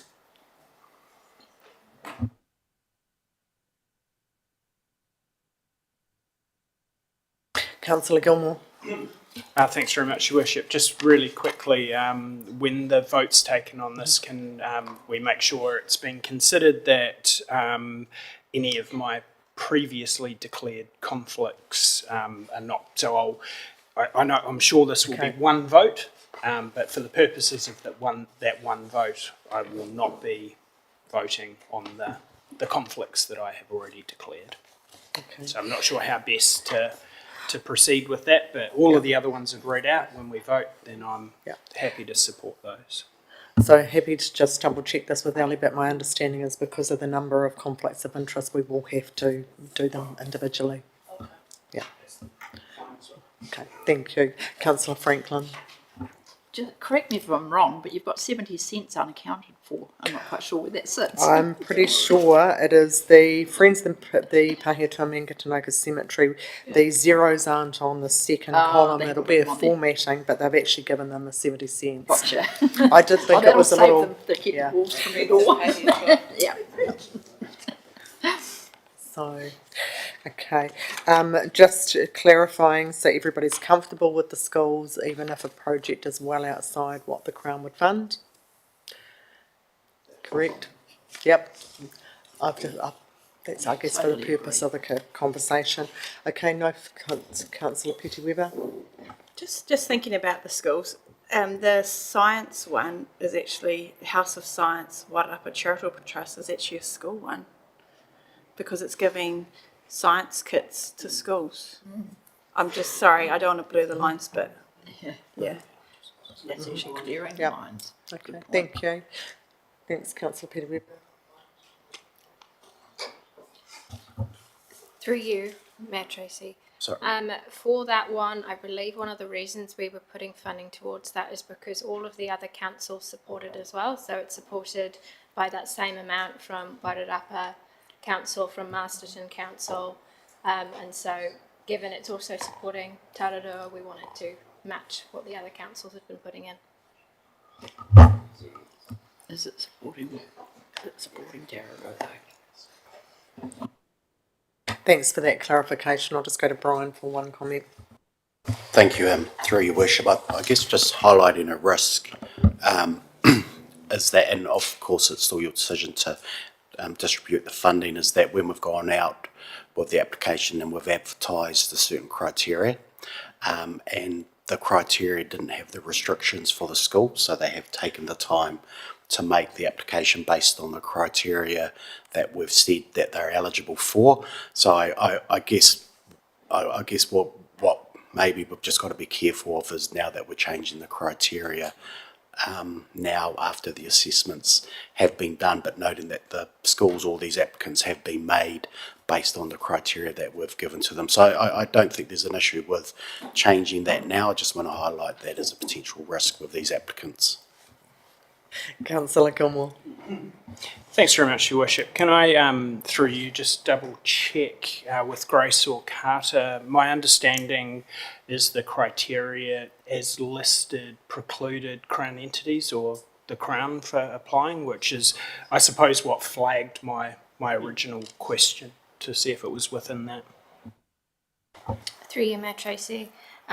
We excluded services by public entities, including education. Now, whether you would say the sports or other services they provide excludes them is a different question, but we did exclude public services that other people have access to. Thanks for the clarification. I think that in making the applications, schools and the PTAs or the where the application for funding's come from wouldn't have considered themselves a Crown entity. The Chief Executive's highlighted the risk. I think we've had the conversation, we've talked about, any precedents that it might be set, so it has been given fair consideration. I'm comfortable with that. If there's any contra views, let me know. Councillor Chase. Thank you. I just kind of also want to get it clear in my head. So if you're a PTA or friends and family of the school fundraising for a new equipment within the school, which isn't under, they're a separate little committee, they would be excluded from applying for this funding? Yep. The application, and I guess this is where it comes in, who the application's from. That application is from Ruahine School, as the school. That's my understanding. And I probably confused that for you, sorry, Councillor Chase, by referring to a PTA. PTAs generally fundraise for things that are outside. Through your worship, it is from the principal of the school, yes. Right. Thank you. Okay, thank you. Councillor Chase. So it is okay for PTAs or friends or families or family committees from a school to apply for the funding and not under a school name? I just want to make sure that we get it kind of right. Councillor Gilmore. Thanks very much, Your Worship, and please correct me if I'm wrong to the team at the table. As this round was in place, then no, they wouldn't have been precluded. However, we will have the opportunity, and I think it's been highlighted by a few councillors, that before the next round goes out for submissions, then we will be re-looking at the process and the criteria around funding, so to make sure that's clear. So I think we need to have a wider conversation about it. Thank you. Councillor Wards. Thanks, me, Tracy. I know we're going to do line by line, but one of my original questions was if a certain amount's been asked for, are we doing them any favours by allocating less than that? And the reason I asked that question was in the Pukaha application, they've specifically said it's to support the wages of the CEO. So given that we are at the moment debating whether or not 12 or 15, we're giving them 12 versus 15, to what extent will the difference mean, because it's going to pay someone? It isn't for an event, it's quite specific in their application, it is for the wages of the CE. So I know we'll get into a debate, but I guess I'm questioning, when the amount was considered, will they get enough bang for their buck? They're going to get however much he's paid, 3 months versus 4 months of wages. Is that something that we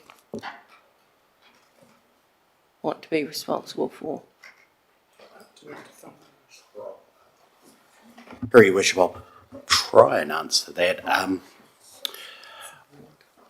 It's a valid question, but I don't know if it's for us to answer. So it might be that when we go back to some of these applicants, we'll say, look, we can only afford or fund this amount.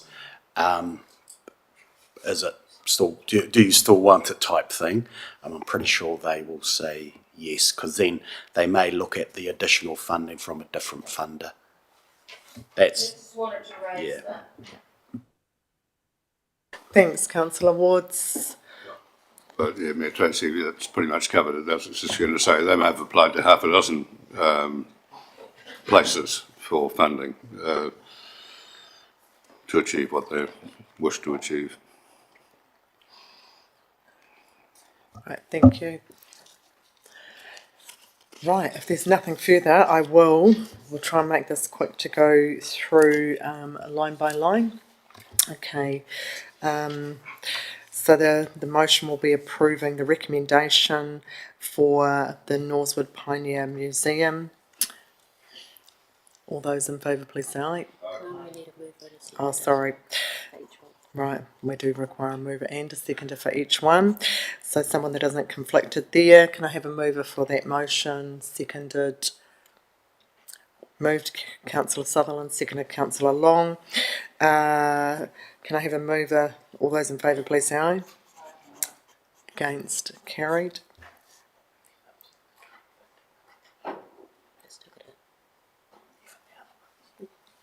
Sorry, have you got the list the list of conflicts, just to make sure? Yep, thank you. Okay, thank you. Right, can I have somebody move Les Chevaliers for $10,000? Seconded by, sorry, $2,500. Moved councillor Gilmore, seconded councillor Long. All those in favour, please say aye. Against, carried. Can I have somebody move miscellaneous Sims? The recommendation at $0. Moved. Yep. Could I just suggest that we only move those that we're giving money to, not and ignore the rest? I think you still need a record of those that you've declined to fund. And the way to do that, and no decision to be made. Sorry. Good practice would be to still have a decision not to fund somebody. So that they have, the council agreed unanimously or by majority not to allocate funding to you at this time. Thanks, Sally. And I think as part of looking at the criteria, we'll look at this and how this can be a little bit more efficient as well. Right, so we got Mr. Lana Sims. Yep, so can I have a mover and a seconder for that? I'm happy to move. Seconded councillor Gilmore. All those in favour, please say aye. The New Zealand Remembrance Army moved, can I get somebody to move that recommendation of $3,000? Moved councillor Franklin, seconded councillor Chase. All those in favour, please say aye. Against? Carried. Puketoi to Pacific Catchment Collective. I'll take both of those recommendations at $0. Can I have somebody move? Councillor Gilmore, seconded councillor Johns. All those in favour, please say aye. Against, carried. The Pahiatua shares, the amount of $1,000. Moved councillor Johns, seconded councillor Gilmore. All those in favour, please say aye. Te Tahua Orangatani Limited, we are moving the motion to not give them anything in this round, with the note to them to apply in the second round provisionally. Okay, so moved councillor Wallace, seconded councillor Petty-Webber. So sorry, the Chief Executive's just amended that. The application for Te Tahua Orangatani is proposed they reapply for the next contestable fund application round with a total of $10,000. Okay, well, I'll just do that. Can I do that now, if that's okay? The application for Te Tahua Orangatani Limited is proposed they reapply for the next contestable fund application round with a total of $10,000 be provisionally allocated based on the project approval. Can I get somebody to move that? Councillor Sutherland, and seconded councillor Petty-Webber. All those in favour, please say aye. Against? Okay, right, I'll record those. So against, recorded as councillor Long, councillor Wards and councillor Chase. Can I just do some numbers on that for a moment, please?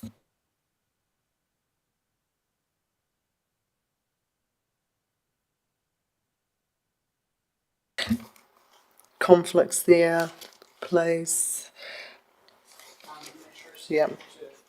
To double check a conflict there, I have been attending meetings of that group. I have no financial interest, I'm not a part of that group, but I'm aware of what they're trying to achieve, and I have been attending meetings in support of it. Thank you. And I think subject to that, the project approval, I think, that is largely based on Kānoa funding, but I just wanted a moment just to have a look at what those numbers were. Thank you. So we'll record against councillor Long, councillor Chase and councillor Wards. Thank you. I'll move Mr. Aidan Lyons, Bush Multisport, payment of $10,000 as per recommendation. Moved Councillor Franklin, seconded Councillor Petty Weber. I'll move Aidan Lyons as per the recommendation. Can I have a seconder for that? Thank you, Councillor Petty Weber. All those in favour, please say aye. Against, carried. Dennyburg Host Lions Club. Moved with those by Councillor Wallace, seconded by Councillor Chase for $336 as per recommendation. Pahiatua Golf Club, the recommendation is 0. I'm happy to move that. Can I have a seconder? Councillor Petty Weber, and there will also be a piece of correspondence following up to the Pahiatua Golf Club with a suggestion of exactly where to apply for that funding. Sport Manawa 2, the recommendation is 0. Can I have somebody move that? Councillor Long, seconded Councillor Chase. All those in favour, please say aye. Ruahine Ramblers, the recommendation is 0. Can I have somebody move that? Thank you, Councillor John, seconded Councillor Sutherland. All those in favour, please say aye. Against, carried. The Miss Susan Walsh, the recommendation is 0. Can I have a mover and a seconder for that, please? Councillor Sutherland and Councillor Long. All those in favour, please say aye. Against, carried. AL Clark Shearing Limited, the recommendation is 0. Can I have somebody move that, please? Councillor John, seconded Councillor Chase. All those in favour, please say aye. Against, carried. The Woodville Association Football, the recommendation is for $2,500. Can I have somebody move that, please? Councillor Chase, seconded Councillor Johns. All those in favour, please say aye. Against, carried. Ruahine School, the recommendation is 0. Can I have somebody move that recommendation, please? Councillor Long, seconded Councillor Gilmore. All those in favour, please say aye. Against, carried. Ngāti Kahanunu ki Tamaki Nui Aroa, the recommendation is $2,500. Can I have somebody move that, please? Councillor Petty Weber, seconded Councillor Chase. All those in favour, please say aye. Against, carried. Miss Sandra Duncan, the recommendation is 0. Can I have somebody move that that is accepted? Councillor Long, seconded Councillor Johns. All those in favour, please say aye. Woodville Art and History, the recommendation is 0. I'm happy to move that. Can I have a seconder, please? Councillor Long. All those in favour, please say aye. Against, carried. Miss Tina Robbie, the recommendation is 0. I'm happy to move that. Can I have a seconder, please? Councillor Gilmore. All those in favour, please say aye. Against, carried. Mrs. Judith Thompson, the recommendation is 0. I'm happy to move that. Can I have a seconder, please? Councillor Franklin. All those in favour, please say aye. Against, carried. Ngāti Kahanunu ki Tamaki Nui Aroa, the recommendation is for $1,500. 17. Thank you for that. The recommendation is 17. I got Dennyburg Sports Club was changed to 17. No, I've got 1,700 for the Kahanunu Youth Basketball. Sorry, can I just have a clarification? Your recommendation, I had 1,500. Ellie's got recorded 17. And so do I. And so did Brian. No, I've crossed that 1,700. Yeah. Okay. Dennyburg Sports later got 17. Okay. Your Worship, Tararua Aquatic Community 1,500. No, sorry, we're after Ngāti Kahanunu ki Tamaki Nui Aroa for the youth basketball. 1,500. 1,500. 1,700 was Dennyburg Sports Club. That's the same as I've got, so we'll go with the recommendation from the officers. So the motion is moving Ngāti Kahanunu ki Tamaki Nui Aroa $1,500 for the youth basketball. Moved Councillor Peter Weber, seconded Councillor Chase. All those in favour, please say aye. Against, carried. The Village Hall Society, the recommendation is 0. I'm happy to move that. Can I have a seconder, please? Councillor Wallace. All those in favour, please say aye. Against, carried. Pukaha National Wildlife Centre, the recommendation is $12,000. Moved Councillor Gilmore, and I'm happy to second that. All those in favour, please say aye. Against. So there's 3 moves against. Councillor Long, Councillor Wards and Councillor Wallace. And I'll record those. Thank you, councillors. Mr. Matt Pryor, the recommendation is 0. I'm happy to move that. Can I have a seconder? Councillor Petty Webber. All those in favour, please say aye. Against, carried. Woodville Art and History, the recommendation is $1,500. I'm happy to move that. Can I have a seconder? Councillor Gilmore. All those in favour, please say aye. Against, carried.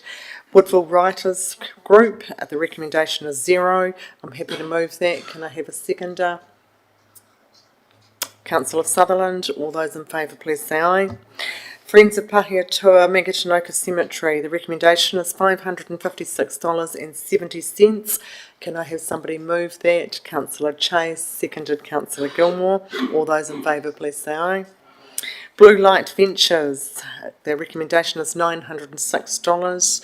Can I have a mover for that? Councillor Franklin, seconded Councillor Gilmore.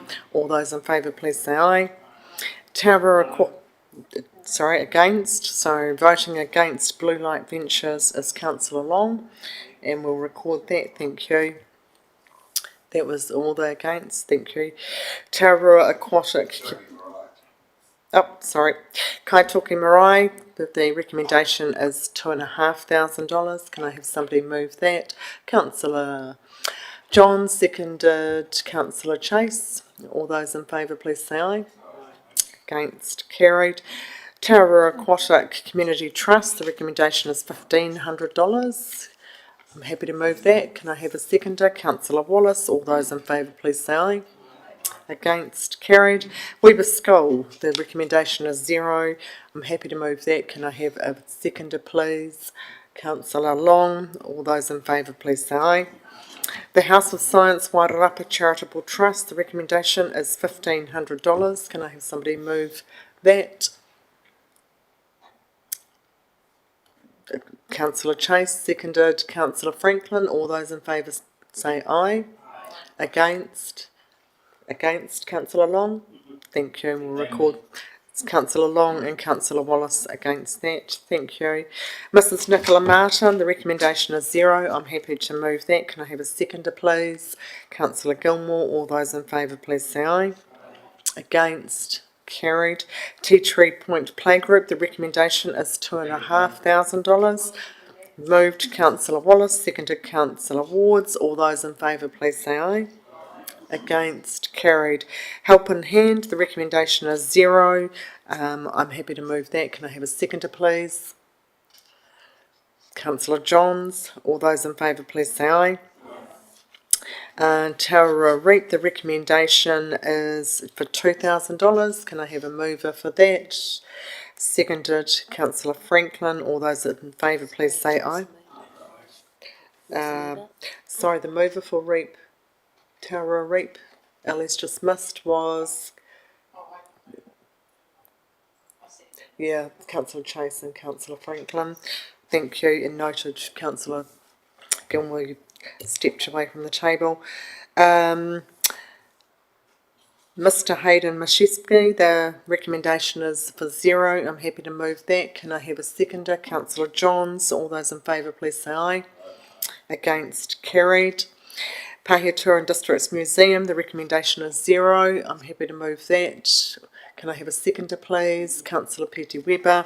All those in favour, please say aye. Against, carried. Mrs. Holly Swanson, the recommendation is 0. I'm happy to move that. Can I have a seconder? Councillor Sutherland. All those in favour, please say aye. Against, carried. Dannyburg Sports Club Incorporated, the recommendation is for $1,700, moved by Councillor Wallace, seconded by Councillor Long. All those in favour, please say aye. Against, carried. And Ekatahuna Golf Club, the recommendation is 0. Happy to move that. Can I have a seconder, please? Councillor Johns. All those in favour, please say aye.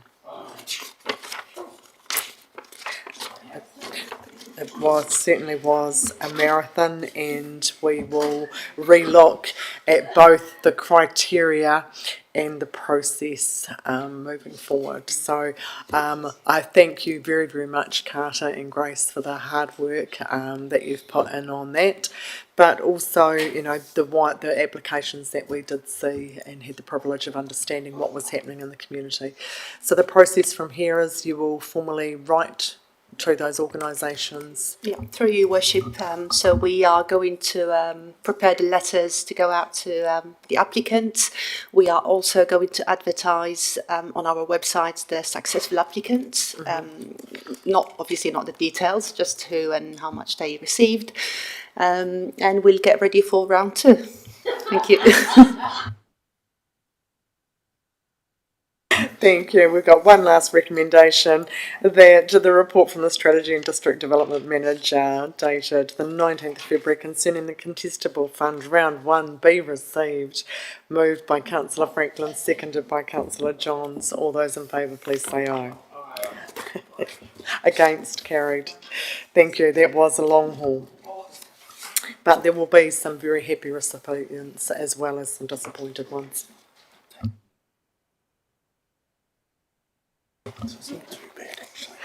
Right, the regulatory services report, the 1st of October, so welcome back, Jim.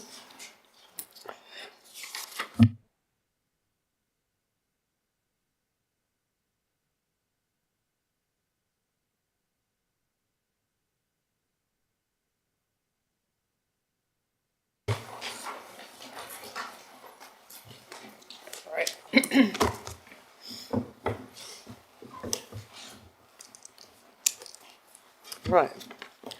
Through your worship, this is simply the regular update for regulatory services. The report can mainly be taken as read, I guess, and happy to answer any questions if I can.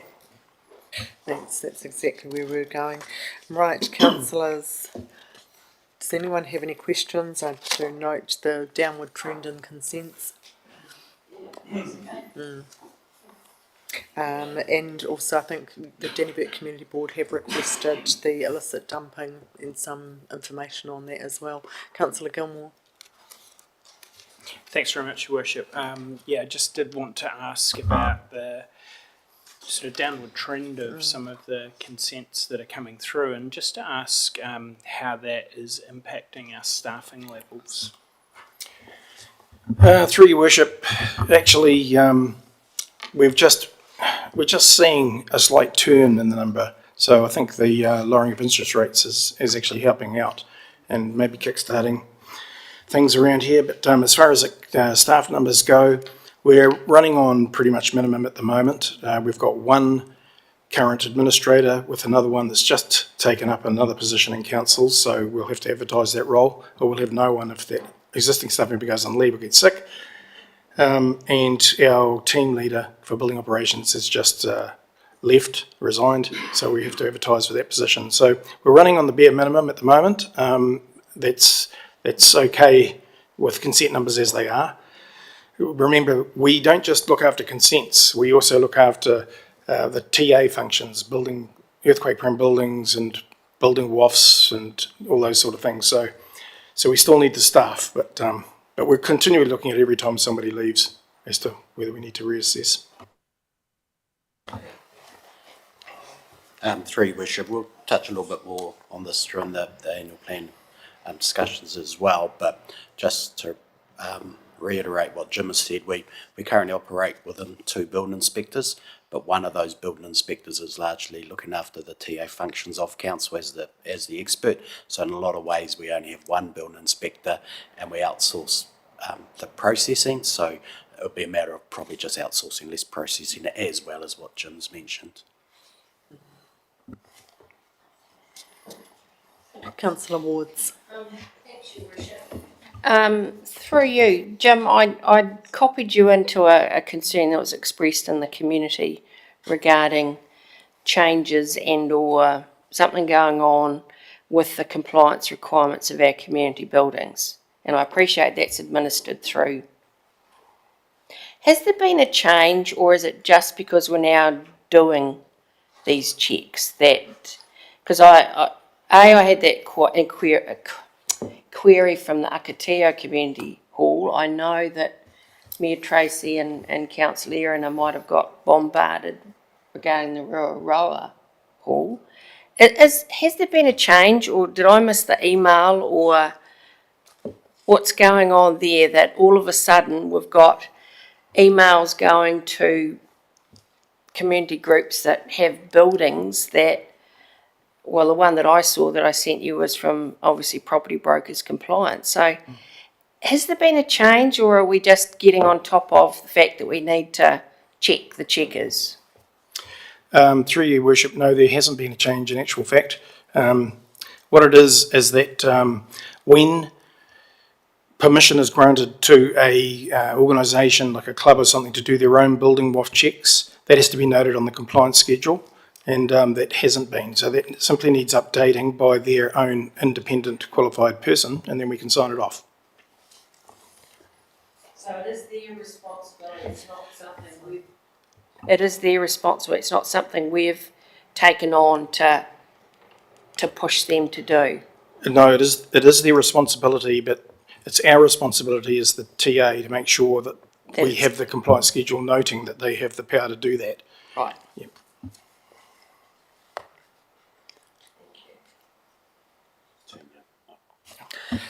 Right, are there any further queries, Councillor Franklin?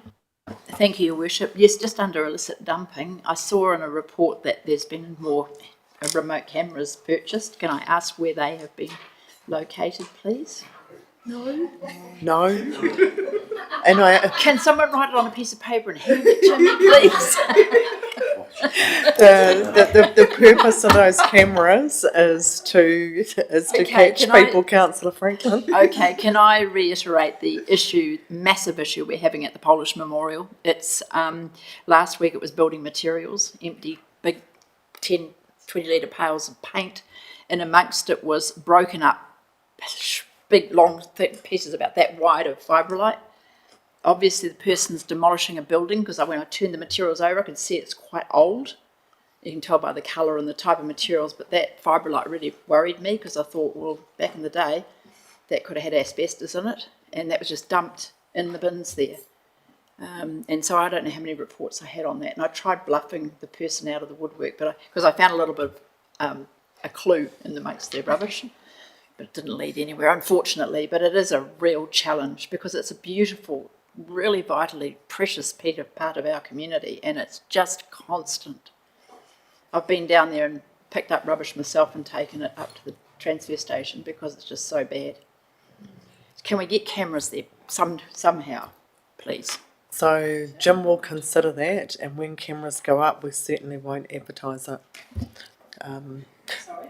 When cameras go up, we certainly won't advertise it, only because people either they steal them. Oh, do they? Yes, that's why we sort of went highlighting it. Oh, you mean they steal the cameras? Correct. Thanks. Right, Councillor P.G. Weber, thank you. Thank you, Your Worship. I also noted that that's 6 months that we had one infringement for $400 in the past 6 months. Oh my gosh, that is costing ratepayers thousands to clean up that rubbish. We have only caught one. They're cunning. It's a real shame. Yeah, through your worship, we would love to issue more and catch the people. It means going through the rubbish with a fine-tooth comb, trying to identify, letters and things that have been left behind. So it's not that successful, but the better way is to catch them on video, and that's why we've shelled out a bit of cash to get some more cameras. Thanks for that, Jim. If I could just ask 9.1, the resource consents with the Te Rere, it says that there are variations being sought to allow for new turbine locations.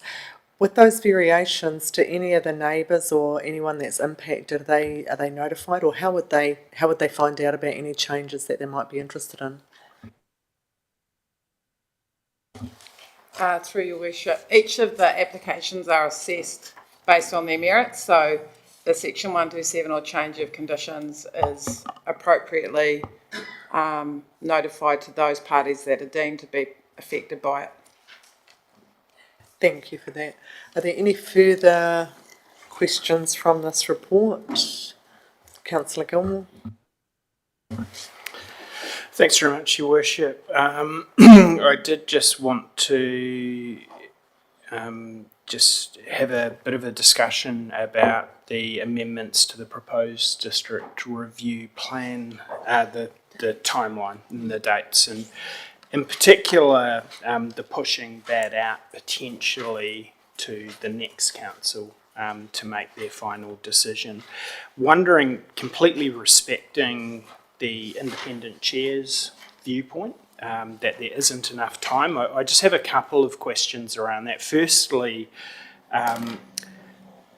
was there any way that we could have mitigated that by, we've obviously worked out our timelines. We believed that we had enough time to be able to get it completed under the original timeline. So just trying to work out why there's that disconnect there between the independent chair. But also I see that our current timeline is to publicly notify in May.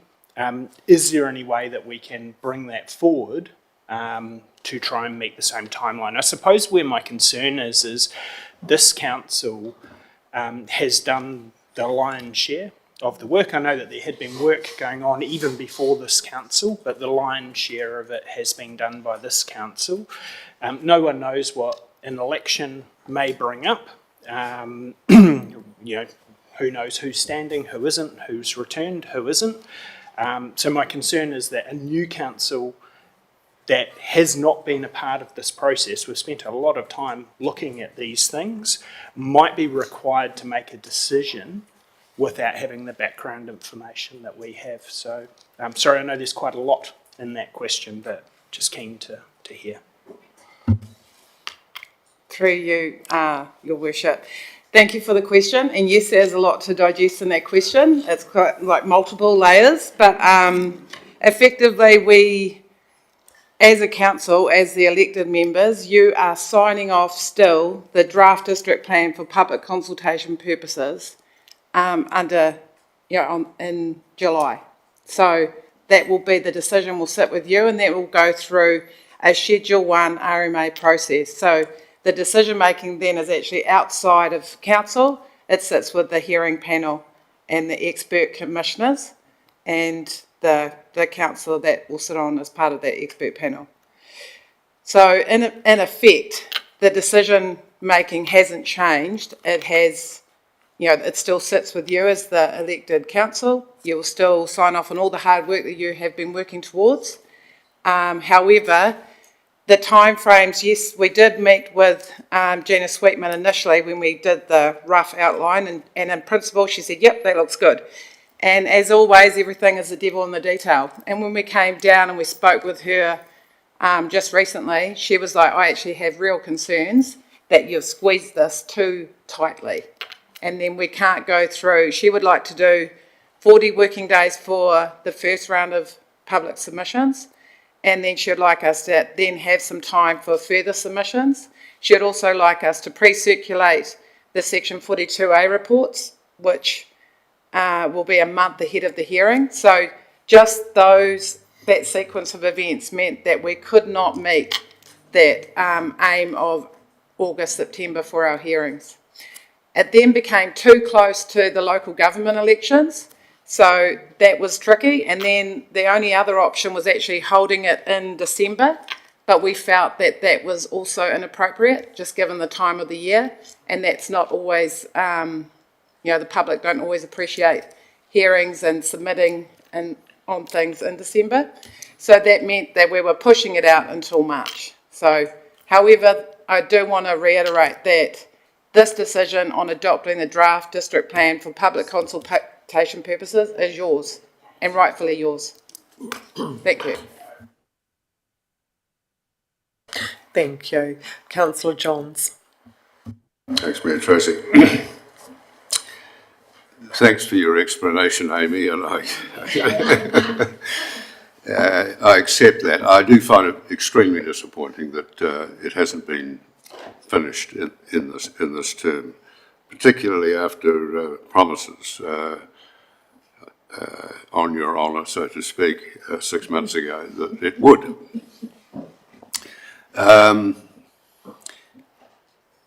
It's been up for consultation now for, what, 3 months, 3.5 months. There's been very little response to it. Certainly the meetings, you mentioned the meetings, I was at the Woodville, one or two people came in. There's sort of, either everybody's very happy with it or they're blasé about the whole thing, I don't know. But extending the ongoing consultation period out seems ridiculous, given the reaction that we're currently finding. Are we not better, as Councillor Gilmore has suggested, bring it back a month, finish the job in November or October or whatever, or have it in December? Because nothing will happen to March, because nothing happens between halfway December, January, February anyway, next year. It just seems ridiculous. Can you look, is it possible to bring it forward? Talk to your commissioner and say, look, this is the situation. The boys are unhappy. And the girls, excuse me. And the girls. Can you pop your microphone off, Councillor Johns? Can you pop your microphone off, Councillor Johns? Thanks. Through you, Your Worship, thank you for your direct line of questioning. It's still, like I do emphasise, it still is your decision, and I still will be taking this draft district plan along with you guys for adoption for public consultation purposes in your term. So I'm honouring my end of the bargain. And I would like to also note that the financial contributions chapter will be we'll be doing a workshop on that altogether, and that will be meeting our time frame as well. We are stuck between a rock and a hard place sometimes with legislation, because we are required to go out for X amount of days. So if we've got 40 working days and then we've got to close and we've got to open it again for further submissions, that's the RMA is dictating those timelines to us to a certain degree.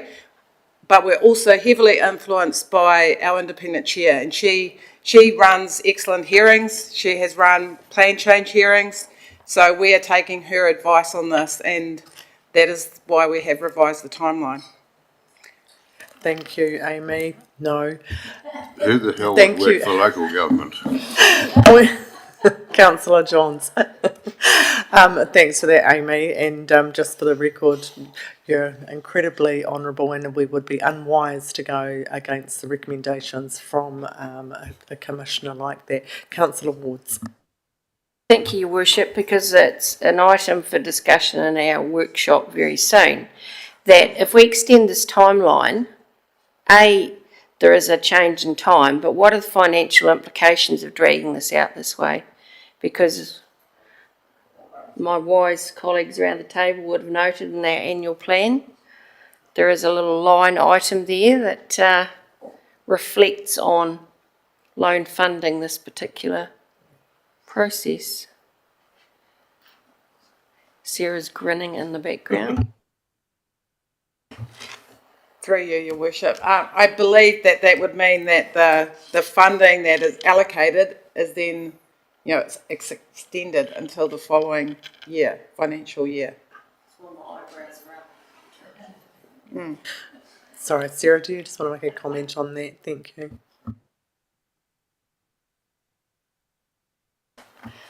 Thank you, Your Worship. Councillor Wards, to answer your question, we have put in a whole budget for what is required to complete the district plan review in the next financial year. So when we get to the workshop this afternoon, you'll see that it's was quite a big rate increase for this next financial year. However, we've loan funded that over 10 years, being the long-term plan, I'm so sorry, the district plan's life cycle. This is practice that we have been doing since we first started. So I hope that answers your question. sorry, through you again, Your Worship, the implications are not just an extension of time, but an extension of the cost of the resources that are required to support that longer process. So thank you for clarifying that, Sarah. Right, thank you, councillors. If there's no further questions, the recommendation is on page 113. Can I have somebody move that we receive that? Councillor Wallace, seconded Councillor Long. All those in favour, please say aye. Against, carried. Thank you. Right, 10.5, the Infrastructure, Climate Change and Emergency Management paper.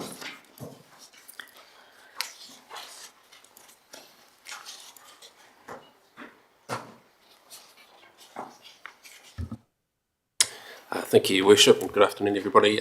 So we'll take the report as read because of the light agenda for the ICCM meeting. Decided to send it out and bring it to this forum to make it a publicly available report. So happy to take any questions. Thanks, Hamish.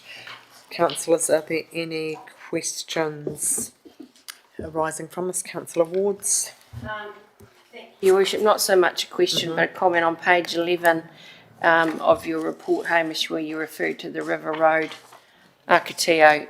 I just can't believe the fantastic work, especially at what is affectionately known as the name Wakawahine.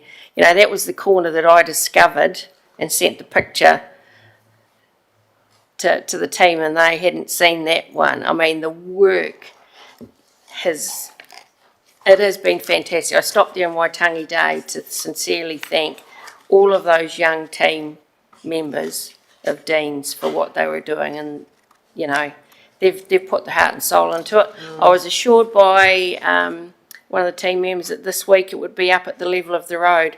So if any of you had been going out to Akatea over the last few weeks, you went down into what you thought was going to be a river ford, basically, and all the way up the other side. So they've completely rebuilt that corner. Massive work. So big kudos. Thank you. Are there any further questions, and did anyone have questions from the project sheets? I just had one in regards to the Norsewood flushing program. If I can have a look at the comms on that, just given the interest in the community, and same around the Dennebu compounded supply note. The community needs a bit of an update there as well. Councillor Gilmore. Thanks very much, Your Worship. Just wondering if we could, it's on page 6 of the Capital Portfolio Report, there's a small update on the new Pahiatua pool, which is great, but just wondering if we could request a more detailed report in future. So I know that there's quite a lot going on with that project. It is one of our key long-term plan projects. It's something I would be very keen to have a closer eye on, but something that we can also share publicly. It's quite helpful when it comes through public reports. So that is my request, to have a more detailed report on the new Pahiatua pool. Thank you. Thank you, Councillor Gilmore. We'll make sure that comes through. Councillor Franklin. Just a question on the water usage charts. What would have caused that massive spike in Pahiatua in around that? On the water usage, a massive spike. That's from the diving competitions, Manu diving.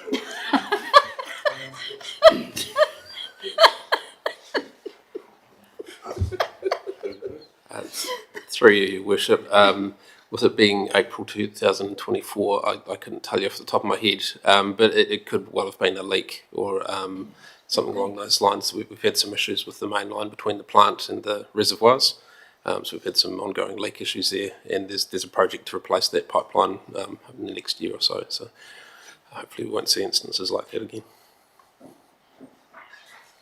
Councillor Johns. Thanks, Mayor Tracy. Page 152, Hamish, the Lindau Walkway. The project is likely to be done in conjunction with Waka Kotahi NZTA road revocation process, waiting for the toll road. We keep getting that statement, and it's getting very close to the opening of the road. It's got that very strong smell of a kick for touch right now, and I'm concerned that even at this late stage, we still have no idea what they're intending to do, whether they're going to do anything. Where is it? Where's it? Honestly, where's it at? Through you, Your Worship. So we've just restarted, I guess, discussions with NZTA following the toll challenges we had. So they've told us that they don't have any budget for any sort of work, so that they're going to have to rob Peter to pay Paul. So we've started some negotiations. We've got an initial idea of what some things, some bare minimums would be for us, let alone what we actually would like, and we'll be sharing that out shortly. I'm hoping to set up a meeting, certainly with Woodville and Mayor Tracy. So we'll be in touch soon. Thanks, Hamish.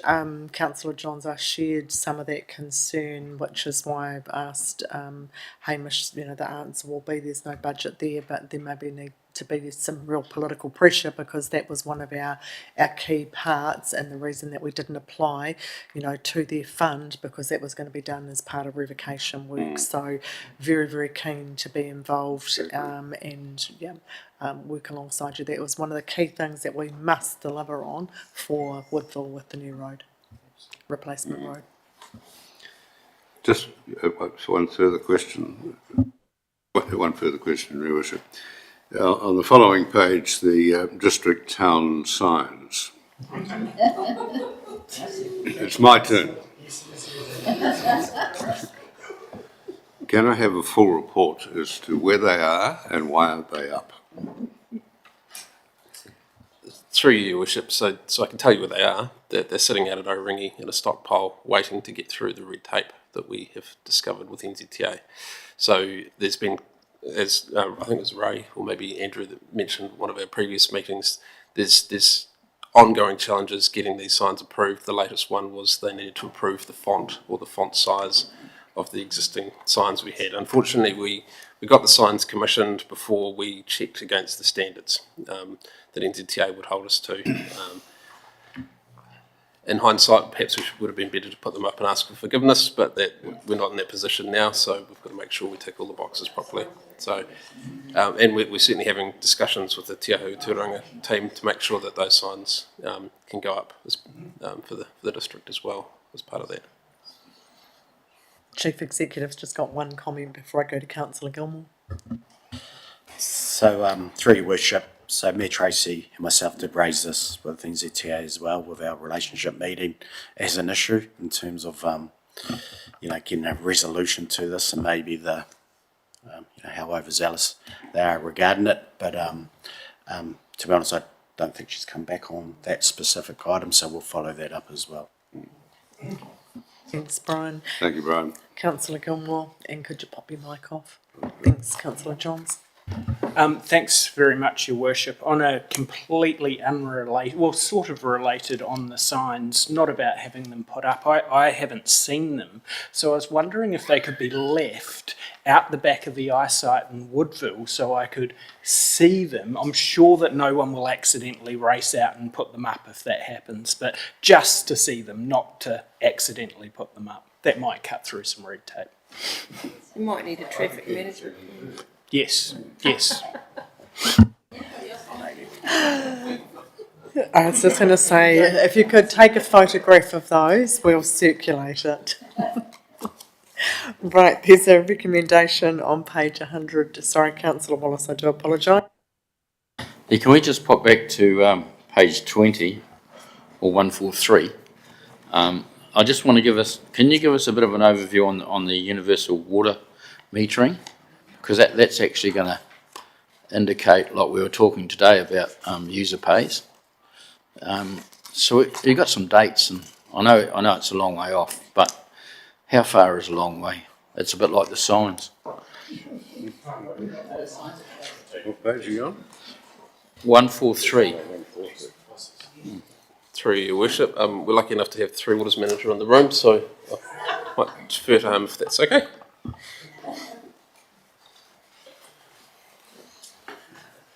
Kia ora, councillors. So for the universal water metering part, we've just been working through the implementation plan. I think that we originally presented a draft proposal and a plan that was over the long-term plan as well. So we will be building on that. So the next ICCM one as well, we are working on a one-page project sheet as well to accompany that. So the first, I think, proposed trial part of it will be looking at next financial year. They come June, July this year. July this year starting. Yeah. But there's a fair bit of work that we still need to undergo, so we're just working with that timeline, but yeah, that will be coming to you all. Thank you. Councillor Wards?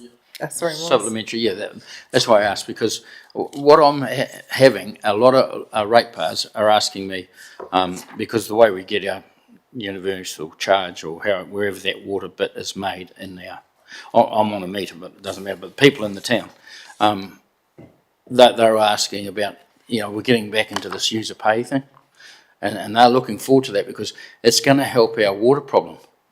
Because people are not going to, because the problem at the moment, the model we use, they pay for 40, let's say 40 litres, they're going to use 40 litres. And some people will respect the wishes of the council and say, please conserve, but some people don't. And I think it's urgent that we move on this as fast as we can. We went down to conference and it was a really good paper they put forward, a really good paper, because I think the whole world's moving towards user pay. And if we've got to go and borrow a whole lot of money to buy these meters, do it, because it's the payback. Once we've got no water, we're in deep trouble. It's just a logical thing for me. I'd start tomorrow. It's just me, anyhow. May I just add to one of those additional benefits for us as well, is that we have a better understanding of our network at any one moment once they're all in. So we'll be able to easier to identify where some of those leaks are or any other potential losses are. Great. Thank you. And apologies, Councillor Wards, on my agenda I've just written thank you for the work with the Akatio community prior to Christmas and ensuring that their water did go smoothly. Okay. Right, if there's nothing further, there is a recommendation on page 123 to receive that report. Can I have somebody move that? Thank you, Councillor Sutherland. Seconded, Councillor Long. All those in favour, please say aye. Aye. Against, carried. Right, just moving on to item 10.6, the request for information under the Local Government Act. Ellie, did you wish to make any comments here? Thank you, Your Worship. We could just take the report as read and happy to answer any questions. Are there any questions on that report? No. I think it's fantastic that that information's there, and I certainly read through all of those myself. Okay. No questions. The recommendations on page 169. Moved Councillor Gilmore, seconded Councillor Chase. All those in favour, please say aye. Against, carried. Right. Is there anything to report under portfolio reports? No. Mayoral matters. We have a visit tomorrow with Minister Patterson, so I think in attendance I've got Councillor Wards, Councillor Gilmore and Councillor Franklin, so I'll be working through that. So 9 AM, yeah. That's with me. So I'll work through a little bit of a plan with that after. Okay. Thank you, and thank you to everybody online. Can I have, I'll adjourn the meeting for 5 minutes before we move into public excluded. You don't want to go to public excluded now, so I can stop. Yep, absolutely, okay. So we will, I'll move that we go into public excluded, seconded Councillor Gilmore, and thank you for joining us in a very productive council meeting today. Kia ora.